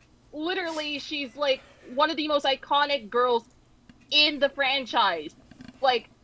I don't understand that at all. But besides my bias, if you can't tell, I can see this being a fun film. I mean, Sub-Zero seems to have a little bit of fun there, especially with how he's ripping Jax's fucking arms to fucking shreds.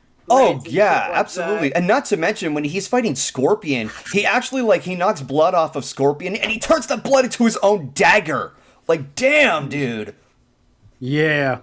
That's the kind of shit I want to show up to see. Yeah. That's the kind of shit I want to show up to see. More of that, please.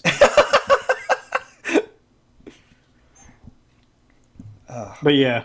All right, so It's hi Robin. Hi, Robin. We're talking about Mortal Kombat. Mortal Kombat! Dun, dun, dun, dun, dun, dun, dun, dun. Oh yeah, that's right. I've read the comments on the. Sorry if I'm interrupting for a second. People I've read the comments in the trailer, and people were upset that they didn't include the iconic Mortal Kombat theme. They actually kind of did. It was a lot more orchestrated and a lot more slow with a dramatic entrance. You know. Yeah, I totally saw that. Yeah. Okay, I'm sorry if I interrupted anybody's turn. I just wanted to. All right, continue, Galaxy. Okay. But it's just like, am I looking forward to this movie? Yeah. But despite my salt throughout, that's gonna be throughout the movie, that'll be more saltier than like everyone's eggs. But it's gonna be one of those things where it's like, it's gonna be a dumb fun movie in a way, because like they did not hold back when it comes to the gore shit. Yeah. Not at all. Like, I hope that'll be a reoccurrence, especially like on some Deadpool level kind of bullshit. Like, I want that to be a thing. But I'm looking forward to this. Wait, is this gonna be an HBO Max too? Yeah, this Yeah, it is. is. The WB's new thing where it's like every month they have a big release that was supposed to go directly to the theaters is also going to premiere on HBO Max same day, which is a really fucking cool distribution method. You know what? Which is fine as well. If push comes to shove, I would take the risk of going to a movie theater. Yes, I know. I'm going to get shit for that. Golden, you cut out for us. Oh, god damn it, Discord. No, just to say right now, wait, I'm getting rated? Who's rating us? Who is it? Drumstick Pony is rating. I don't know what that is. No. That means that Drumstick Pony is essentially they're also streaming at the same time. They're sending their followers to say hi to you, pretty much. Okay, then. Love from Drumstick Army. All right, well, thank you for that. But to reiterate what I said before, because Discord decided to be a little bitch, I don't mind taking the risk of going to the theaters if push comes to shove, because trying to have premiere access on either HBO Plus or Disney Plus, that costs $30! Yeah, Fuck that. Like, at least with HBO Max, I get HBO Max from my phone plan because I have AT&T, which is bullshit. But you know, at least like I get free HBO Max. So like I at least feel comfortable that I don't have to go to another movie like in theaters from WB for a while. But yeah, Disney's whole fucking thing about $30 for one showing. Kiss my ass. It only makes sense if you have like a family or something. Yeah, exactly. Yeah. But you know, if you had a family, fucking great. Like if I was with my family, you know, the four of us going to go see a movie is way more than $30. So I'm okay with that. But nah, not by myself. Not for one fucking viewing. Yeah, no, that's ridiculous. We could fucking watch it all together for like $30. That would actually be okay. Like that would be there's fun. There's 5 of us on this call. If we all put in $6 and we could like stream it from one Disney Plus account together, that'd be fine. But yeah, that sucks. All right, so Galaxy, anything else you have to say about Mortal Kombat? I look forward to it. I mean, I would probably still be salty about it, but I'm looking forward to it, honestly. So, Robin, any input you have about the Mortal Kombat trailer? So, Mortal Kombat looks fucking stupid, and I'm so here for it. It looks so dumb. Like, okay. It really does. And I say this as a compliment. Somebody like linked me to a video because I said that Mortal Kombat looks fucking stupid. Somebody linked me to a video where it's like they explained like the history of the Mortal Kombat lore. I don't fucking know goddamn shit about Mortal Kombat lore except for that like characters look fucking cool and they fight and it's awesome and like, it's gory. So that's all I'm fucking looking forward to. So like that's all I need. I don't need this fucking convoluted, you know, complex backstory bullshit for my Mortal Kombat movie. I am cool if it's just 2 hours of people fucking punching each other for a while. I don't even think it's rad. I don't think it's that complex. All it is that you are chosen fighters to fight. Okay, you're chosen fighters to fight to the death. Yeah. Boom. I just know there's a lot of like actual like complicated lore. The later you in the series you go, it gets way more complicated. But like this movie, it just looks dumb. It looks fun. I like the creative use of the gore. Like it's not kind of a shock value. You know, instead of just being shock value, it's cool shit interacting. It's like the fight in the trailer with Scorpion and Sub-Zero where Sub-Zero freezes blood and uses it as a sword. Yeah, like, that was shit's fucking rad. Fuck, dude. Yeah. That's the kind of shit I need, like, in a Mortal Kombat movie, because it just give me the fun powers interacting with each other and, you know, just fucking random bullshit. I'm down.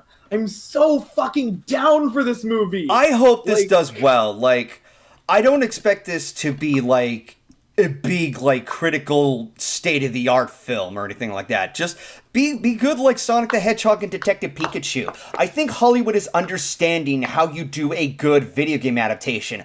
I hope that trend keeps continuing. You want Resident Evil, don't you?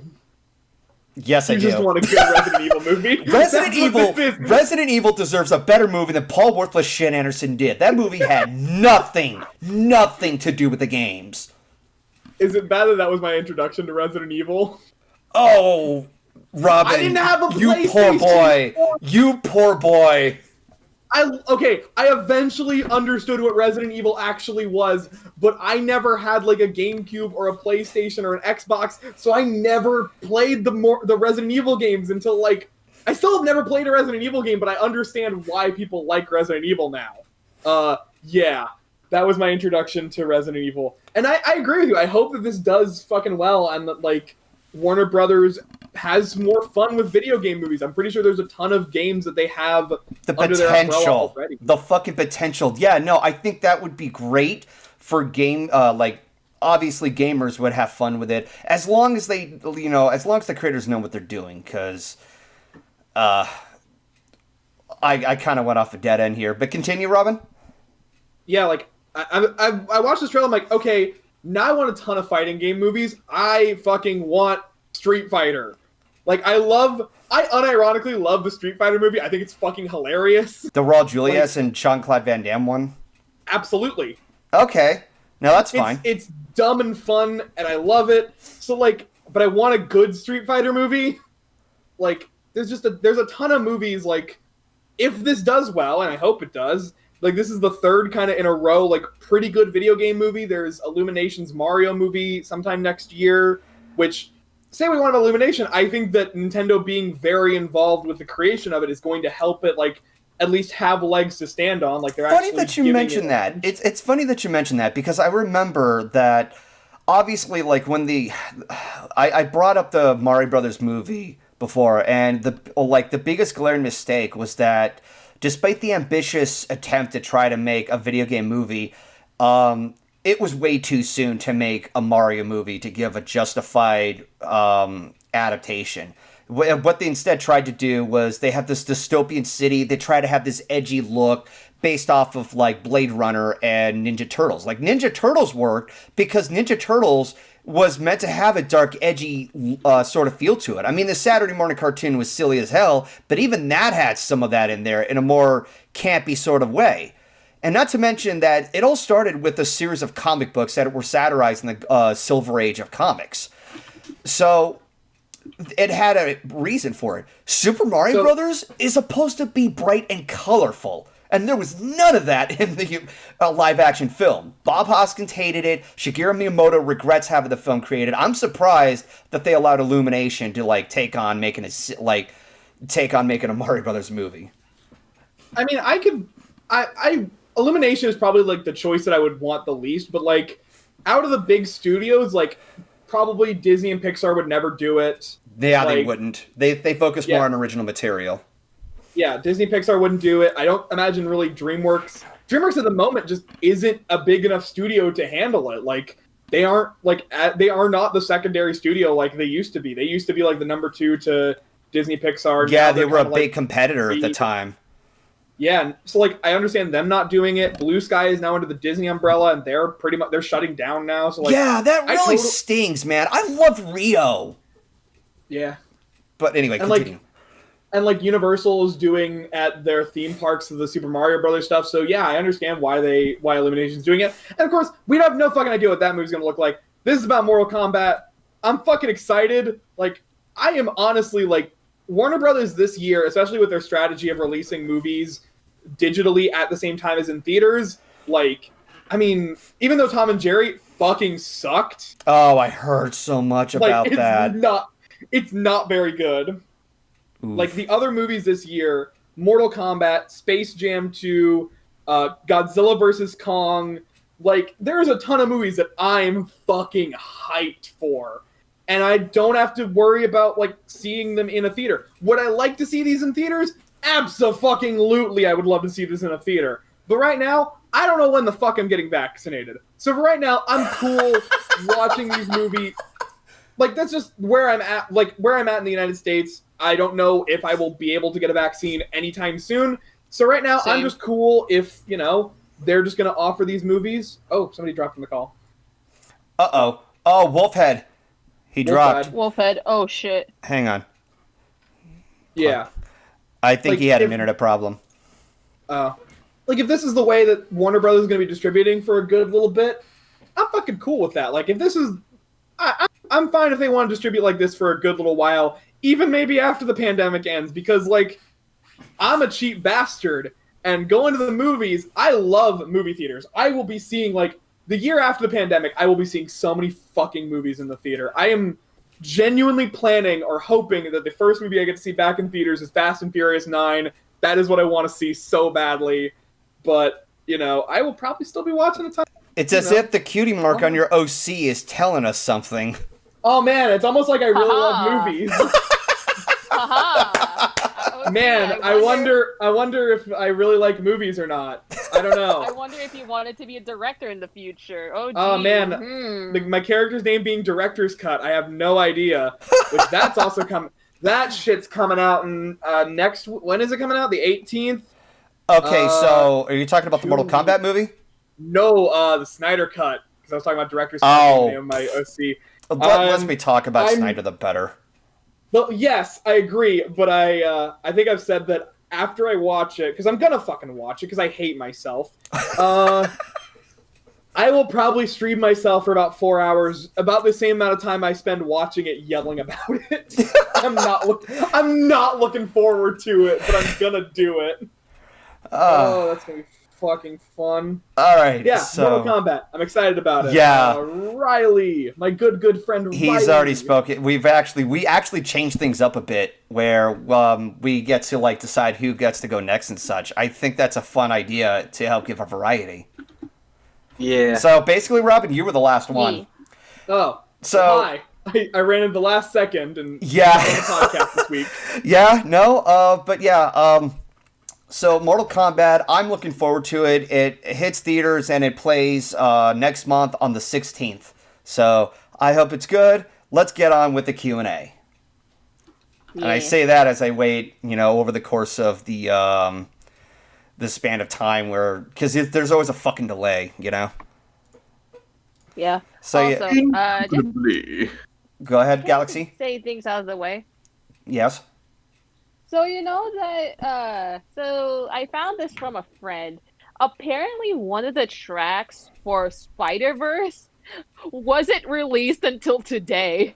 Wait, what? Specifically, it was the one where Penny Parker was getting prepared on her mech shit, right? That song, that montage song, wasn't released until today. Hell yeah. So 73 says, will you guys talk about WandaVision? I want to talk about WandaVision. I think it's going to depend on, like, if all of us have seen it. Like, I know Golden and I think we both finished the series. Yeah. I'm 2 episodes in. I still have yet to read. I'll tell you this much. Because next week, there's not going to be a podcast. Keyframe's going to be doing her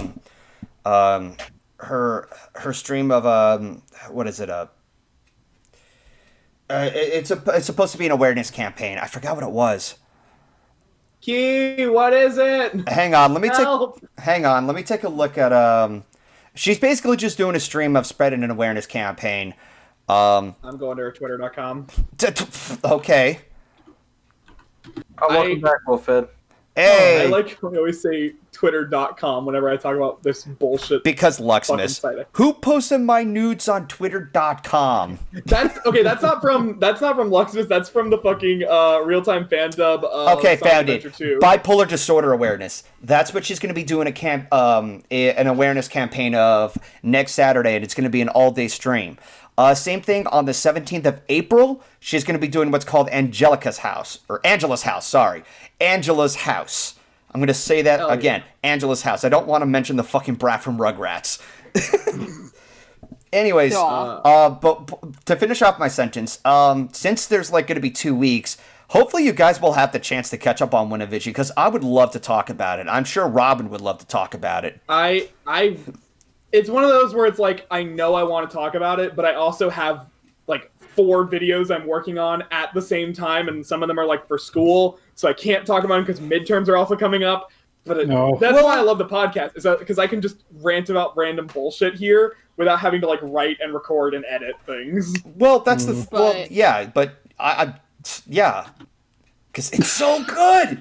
WandaVision was so good. It was. I know somebody in chat wants to know, will we check out the Falcon and the Winter Soldier? Absolutely. A part of me does want to check that out. The thing that I'm conflicted with as far as the rest of the cinematic universe is with Marvel, I haven't watched all the Marvel movies, and there's like 20 of them at least. Yeah, so it's I think it's the only ones that you really need to see. You need to be up to Endgame at this point, pretty much. I saw Endgame, fucking loved it. I saw Infinity Wars, and I saw pretty much all the quote-unquote Avengers movies. I saw the first phase, all those movies, from Captain America, the first Avenger, to Iron Man, and Iron Man 2, and blah, blah, blah, blah, blah. I just have to do a lot of catch-up. I haven't watched any of the Spider-Man movies with Tom Holland, and I've only seen him in Captain America in Civil War, and I fucking loved that dude. That was the best. Tom Holland is best Spider-Man. Ooh, you have angered a very vocal subset of Twitter.com, and I'm not going to say anything. Welcome to the... Okay, Robin, I said this before. Welcome to our modern society where this era is called the triggered era. People will get pissy over any goddamn thing anybody says. Trust me. Literally, you want to talk about people getting pissy? I got spammed in my mentions for 4 hours over a sticker. I said that I made a joke about Zack Snyder fans and a fucking sticker, and 4 hours later I was still talking about it. So yeah, no, my dude. Magical Star Flash has an interesting question. If you had to pick your hated MLP episodes, would you rather watch again Super Speedy Cider Squeeze 6000, Newbie Dash, or Matter of Principles, and why? Despite what I've said about Super Speedy, I'd rather watch that again because at least it tried to be stylish and it tried to have fun. Case in point, Flim and Flam's musical number, despite how long it goes, and despite the fact that I'm not a big fan of the businessman stereotype and having that song that just felt like an utter copy and paste, at least it tried to have fun. I didn't like how Dash was treated. I hated Applejack giving the finger to the moral, but at least to try to represent the important message about quality over quantity. Newbie Dash is just a whole can of worms in and of itself, in which, if I talk about it, I'm going to get fucking lectured because it was an episode that happened. Matter of Principles was just boring and stupid at the same time. I think it's between my least favorite episodes would probably be either Griffin the Brush Off or Simple Ways.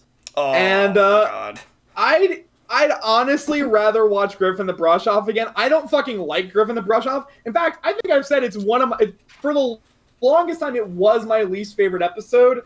But I fucking hate Simple Ways. And I never want to fucking watch it again. I watched it like 4 times for the video I made about it. It's still my least favorite fucking episode of My Little Pony.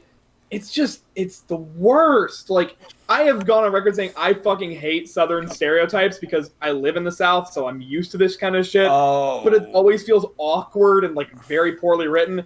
And that episode is just that for 20 minutes, and I fucking hate it. I could tell how, like, triggered you were when you heard Rarity say, "I like the mud." Mud! Like, God, that episode sucks.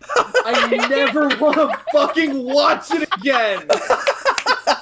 How long has it been? Okay, I'm literally looking at it. It has been officially 7 years since that episode aired, and I probably have not seen it since March of 2014 when I finished the video I made about it. God, I hated it. It's the fucking worst. Next question. Let's see. Have you heard about the MLP manga? No, I haven't, and that's because, once again, I don't Galaxy. anticipate to the comics. Galaxy. Oh my God. Galaxy? Have you heard about the manga? Please educate us. I mean, I have. I mean, I haven't read it, but I have. I haven't. I haven't read about it. I'll have to look into it. I'm Googling now. Yeah, same. Okay, so Spinel Lover has an interesting question. From someone starting out on podcasting, do you have any advice for those starting to podcast? Okay, I will tell you from experience, when I got started on podcasting, I just went ahead and did it. You're going to stumble upon a lot of trial and error. For the most part, just have fun with it. Try not to be forceful, but ask other people if they'd be up for it. Sometimes if you have to be by yourself, go for it. Because there's some podcast out there where some people they're just on their own until they gain a following. You know, it's just a matter of whatever. Once you get over the rookie parts, you can solidify and put everything down on how you put things together. Like, I'm still going through some trial and error here. Like, I have a set idea, but there's always going to be a little bit of a change here and there, and don't be afraid of that. So I hope that helps for anybody who wants to start on a podcast.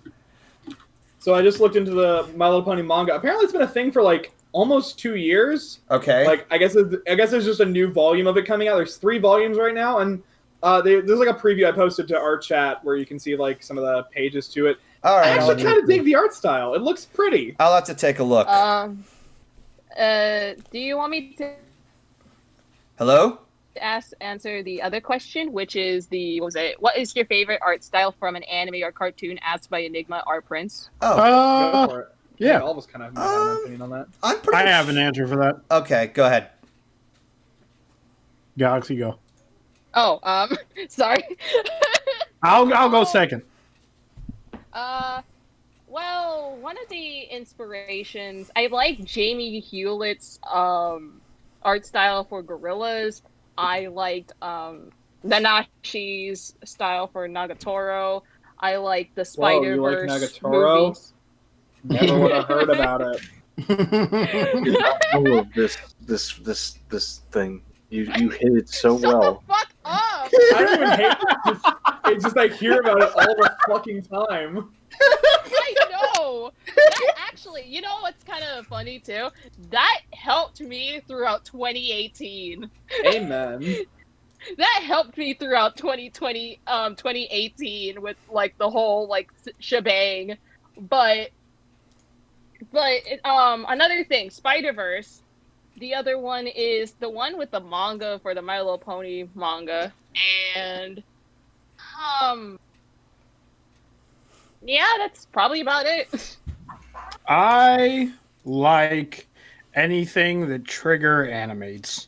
And that Oh, is my same. I answer. was gonna say yes. Anything that Studio Trigger animates, I fucking fall in love with immediately. Like, Okay. at the drop of a hat. Wolfhead. Yes. Wolfhead. Promare. Promare. Promare is really Yes. good! Oh my I love god. Promare You is so finally good. found someone else you can talk about Promare with anyone else. I could just imagine the fucking Ninth Symphony playing in everybody's head who's talking about that. Okay, Thunder Kid, by the way, we should talk. I'm going to make sure we get that question in the next, because I have a definite favorite cartoon art style. It's just so fucking out. It's like not like any of the other Spider-Man cartoons. Spectacular Spider-Man still has my favorite art style for any Spider-Man cartoon or just cartoon in general. It's like simplified, but it's dynamic. It's fucking awesome. Well, Spectacular in general was such a good Spider-Man series. Absolutely. I own the fucking I own the box set of that because I love it so much. Like, It was so well written. so good. So That's it. for my answer on this question, I pretty much am open to almost any kind of style out there. I know that there's Same. some in which I'm not a big fan of, but I don't know them at the top of my head. The thing I think more about is, as long as it just looks good enough to me, and they have a good enough narrative depending on what the style it's going for and what it's trying to do, that's pretty much about it. Yeah. I know that's very like simple-minded of me to think that, but sometimes you need a bit of simplicity. More like a Simple Ways. Fuck. Shut the fuck up. Go back to your mud. No. My mud! I like the mud. We at the Golden Fox podcast do not, in fact, like mud. They are doing a joke. So Thunder Kid said, "Are you hyped for Godzilla vs Kong? Who do you think is gonna win?" Fucking Did talked you about miss we the fucking talked 2 about hours of Solar going on a tirade about how Godzilla will just Oh my God. mash the fuck out of King Kong. So, funny fact, I'm actually writing an essay about Godzilla for my film history class. Mm-hmm. So I'm gonna send it to Solar when it's done. It doesn't mention King Kong or whatever because it's actually about film history and shit like that, and like why Godzilla was so important to cinematic history. But I'm writing it and I'm like, Solar's gonna fucking murder me because I'm praising Godzilla so much in this, despite just ruining his life. Also, hey, Robin, you know who I pick? Who do you pick? Monkey and lizard. Monkey. Oh god. So you're on Team Monkey, right? I'm going to fucking kill you. Fucking kill you. The funniest thing was the fact that I was just offline that day because I was just busy with a bunch of bullshit. And, and apparently somebody's like, and you were bringing up that clip, and Solar's like, well, I mean, you haven't seen them today, right? It's like, good point. They're dead. We have killed them. Aha. Haha. Ha ha ha ha. Haha. I don't know where I got that fucking laugh from, but it's so good. I want to Vanilla Lover answer this 87. question. Okay. I want to answer this question. Have anyone seen the weird ships Nintendo fans come up with, like Dark Samus and Enderman? Listen, man, do you know who you're talking to? What Do you the- know who you're speaking to right now? What We are in a fandom with nothing but weird ships as far as the fucking eye can see. We've Oh, can I seen talk our about fair ships? share of weird ships here. Can I talk about weird ships for Yeah. a second? So Okay. I posted Yes. a thing. I posted a thing on Twitter this week because I posted like not even a teaser, it was just like a funny image that I made by accident, pretty much, because I couldn't understand a note that Galaxy gave me about a thing I'm working on. Oh And, my god, no. Yeah, why? the weird colored Thank Robin. I'm gonna you. send it to you guys so you guys can know what I'm talking about because I don't know if you guys all saw this. So this is so I made this. Basically, I'm working on a logo for a thing, and I messed up like what Galaxy was trying to tell me. So this is what I created. This like weird recolor of Robin. And I was like, that's fucking cursed. And Galaxy was like, what the fuck is wrong with you? That's not what I was talking about. I'm like, okay, I get it now. I'm just dumb. I just looked at it. You look like a young Ink Rose. It does look like Ink Rose, which is creepy. But I do not know. I posted it on Ew. Twitter.com, and somebody said, or Sweetie Bloom, my good friend Sweetie Bloom, who I love very Oh, much, yes. so this is not a call-out post to Sweetie Bloom, was like, it looks like you and Eliora had a baby, and I'm like, that's perfect. That's very funny. But be like, we know each other, so it's like, that's funny to us. Then somebody in the fucking comments of that was like, is it bad that I shipped this? And I'm like, well, for the first thing, Ellie's married. For the second thing, I was 12 when I met her. Oh. It's a little weird. I feel dirty. I feel so fucking dirty. Okay, I'm gonna wait. Okay, we're gonna go for the last question whenever it pops up. What? Yeah, The whole chat is nothing but what? All right, so That the one that just got put up. That seems like a question we'd probably talk about with WandaVision if we're gonna do it. Yeah, we kind of touched upon WandaVision. We don't want to talk too much more about it. So I want to save that one for also because like Wolf hasn't finished it, or was it Wolf or Ryley that hasn't finished it yet? Both. I haven't seen any of it. I gotta like speed run the shit. Yeah. Well, we only have 2 weeks, so take your time. I'm Okay. gonna dip in that conversation. I'm sorry. I'm only gonna get Disney Plus when Tiana comes out. Understandable. Okay. I mean, I could send you my fucking login if you wanted to watch. If you wanted to watch it. No, I got WandaVision. Yeah. Also, piracy exists. I mean, what? Yeah. No, we definitely watch everything on the podcast legally. Definitely no piracy on this GoldenFox podcast. Definitely no piracy on this Christian Minecraft server. Okay, so we actually have one final question. Ask all. Have you once attempted to speedrun a video game?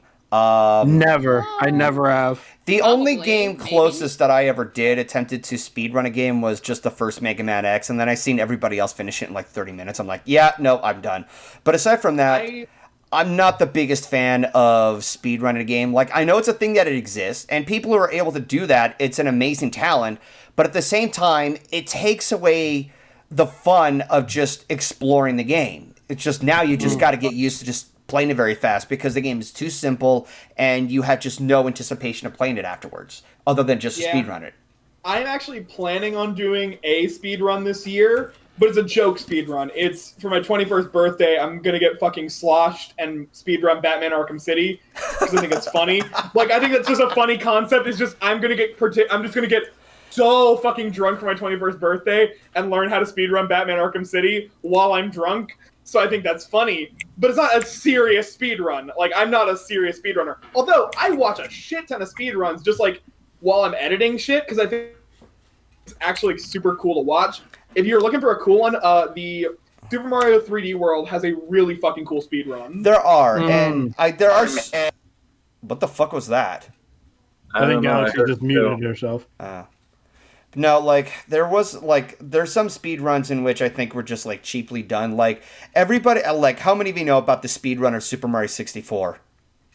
Mario 64 is yeah, the I speed run kinda to Mario did, yeah. 64? Yeah, because they did the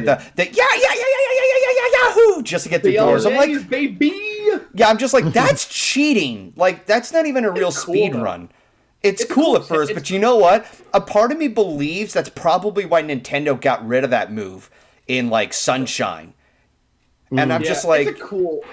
it looks cool at first, but if you're doing this to speed run, I don't really think that's a true speed run. I've seen some people try and attempt to get like all 120 castle stars as a speed run. Like, okay, kudos to that. I will give them that. That probably takes a lot of patience, even with like some RPG games, and those take hours to finish. Oh yeah, like I watch the GDQs as they're live pretty much because it's a great like just turn your brain off while I'm working. I just leave them on.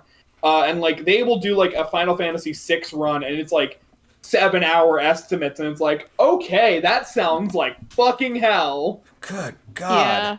You must have had to spend your entire life focusing on that game just to speed run it. Yeah, I do think like the like BLJs and stuff like that. Like I love like 100%. Like I think one of my favorite runs to watch because it's like 14 hours long, but it's still cool. Is Batman Arkham Knight 100%. Because it's so fucking cool. It's like there's so much cool movement and tech and shit in that, even though like it's a long speed run. So like I can appreciate long speed runs, but I can also appreciate weird bullshit glitchy ones.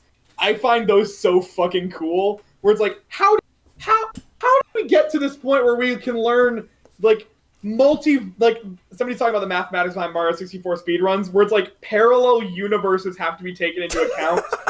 Literally, there's a great fucking video about half A presses and parallel universes in Mario 64, because like that's how detailed it can get to data. The kind of glitch where you like backflip into a wall and then you're at the last level. Yeah, I find that shit just like the way of whittling down time is so cool to me. Like I love weird speedruns. Then again, I also watch the Awful Games Done Quick block where it's like, why would you speedrun this game? It's not very good. It's a very bad game. Why are you the best person in the world at this terrible game? I think the only game I can conceivably speedrun is probably Donkey Kong Country, and that's the only one. I could probably that's why I think I could do Arkham City, because I know that game like the fucking back of my hand. So Same with me for Donkey Kong Country. I know Donkey Kong Country like the back of my fucking hand too. Yeah. I don't know any other game that I could really like. I know that well, like that I can beat like just without thinking about it. I mean, that's a hard one. I could beat Donkey Kong Country falling asleep, dude. I'm surprised. That game is hard as balls. It's just pattern recognition, dude. Yeah. Okay, then. All right. Hey, Golden, you're really good at speedrunning Power Rangers on SNES. No. Jesus Christ. Boss. Fucking Golden is having some trouble in Power Rangers, I see. No, there was he rage quit. It was really funny. the last stage, like, I got to be Megazord and I was taking on this guy, and if you defeat him once, he respawns and you have to fight him again. And you have to do this without dying. And this dude is cheap as hell. He got literally one fucking hit away from beating the full game, and it was like so fucking close, and we were just ready, and he died, and it was like, nope, we're fucking done. It's like, I'm gonna fucking lose my mind if I continued, so I decided to just screw around. And we did random bullshit for like an hour. Yeah, no, like I decided to screw around with pilot wings, and one of the funniest things that I did was purposely just like do a skydive and not even use the parachute. And just sing in the arms of an angel, and bam. That's what you can speedrun, Golden. You should speedrun Pilot Wings. Fuck you on the horse you rode in on, dude. But I am the horse. Dick. Sit on a dick. Is that the new insult? Just sit on a dick? Is that what? Listen, it depends on whose dick I'm sitting on. Get fucking by pegged. the legendary that is GoldenFox. Listen, Golden, I love you, but not like that. Like, I love you, but I don't love you that There's too much of much. an age gap here. It's not going to work out for the two of us. Okay, anyways, so I think that's I think that kind of just like finishes off our Q&A. We're ready to wrap this up. Yes? Yeah. Can I say something real quick? Yeah? So, you know how I said that I drank 4 bottles of orange juice? Oh my Sunny fucking D god. bullshit from last night. I found out how many liters I drank from it. Hold Okay. on, let me find out where it was. I remember I showed it to Robin at one point. Was it me, or did you text it to the Drive Me Crazy Squad? One of the two. It was in Twitter. You know how much I drank in that night? How much you drank? By the way, I'm drinking some orange juice right now. But Okay. you want to know what, How much? how much this was, like, in terms of liters? What? 45.2. Oh my god. 45.2 liters in one night for, like, because I think apparently you mean it was like 4.52, honestly. I think you might have gotten your math wrong. no, it was 45.2. I'm not even front. Okay then. Yeah. So we're ready to wrap this up. Any final says? Anything you guys want to add before ending this podcast? Anybody at all? Sit on my dick. Sit on my dick. Okay, do you know where I got that from? Hell of a boss. Yeah, I know, but Okay. it's very funny. Beautiful. You When know, we talk about Tom and Jerry, we got to use that for a different fucking podcast. do you have any thought? The only thing I will give credit to two things to give credit to for the Tom and Jerry movie, and this is just off the trailer itself. One, I like that they ambitiously like to create that cartoony look compared to other CG characters. Two, at least they don't have dialogue like that piece of shit 1992 release. Yeah. That's pretty It much was a it. bad movie. Yeah, That no. was a guilty pleasure for me as a kid. What was it? And I suppose you loved Tom and Jerry kids when you were young. Tom and Jerry kids, I don't really have much memories of, not gonna lie. Sit on an orb menu. I remember the damn it. theme song, that's about it. It's the Tom and Jerry kids. Yeah, that's pretty much about it. No, Don't sit. The memories are coming back. God damn it, Ryley. All right. Well, if anything you have to say. Remember to drink your milk. It'll make your bones big and strong. Don't drink as much as Galaxy, though. Don't drink as much. Ooh. Also, Golden. Yes. Why do shoes come in pairs? Shut the fuck up. What is this bit? Did I miss a new bit? What they come in, they go converse. I'm just literally okay. I wish I had fucking face cam because my face just like turned slack as I just stared into the fucking abyss, like, just realizing that my life is pointless. Goodbye, everybody. Goodbye. All right. Thank you for watching. Thank you for watching the Golden Fox podcast. I'll see you next time. Christ Bye, Almighty, everyone. I need a real vacation.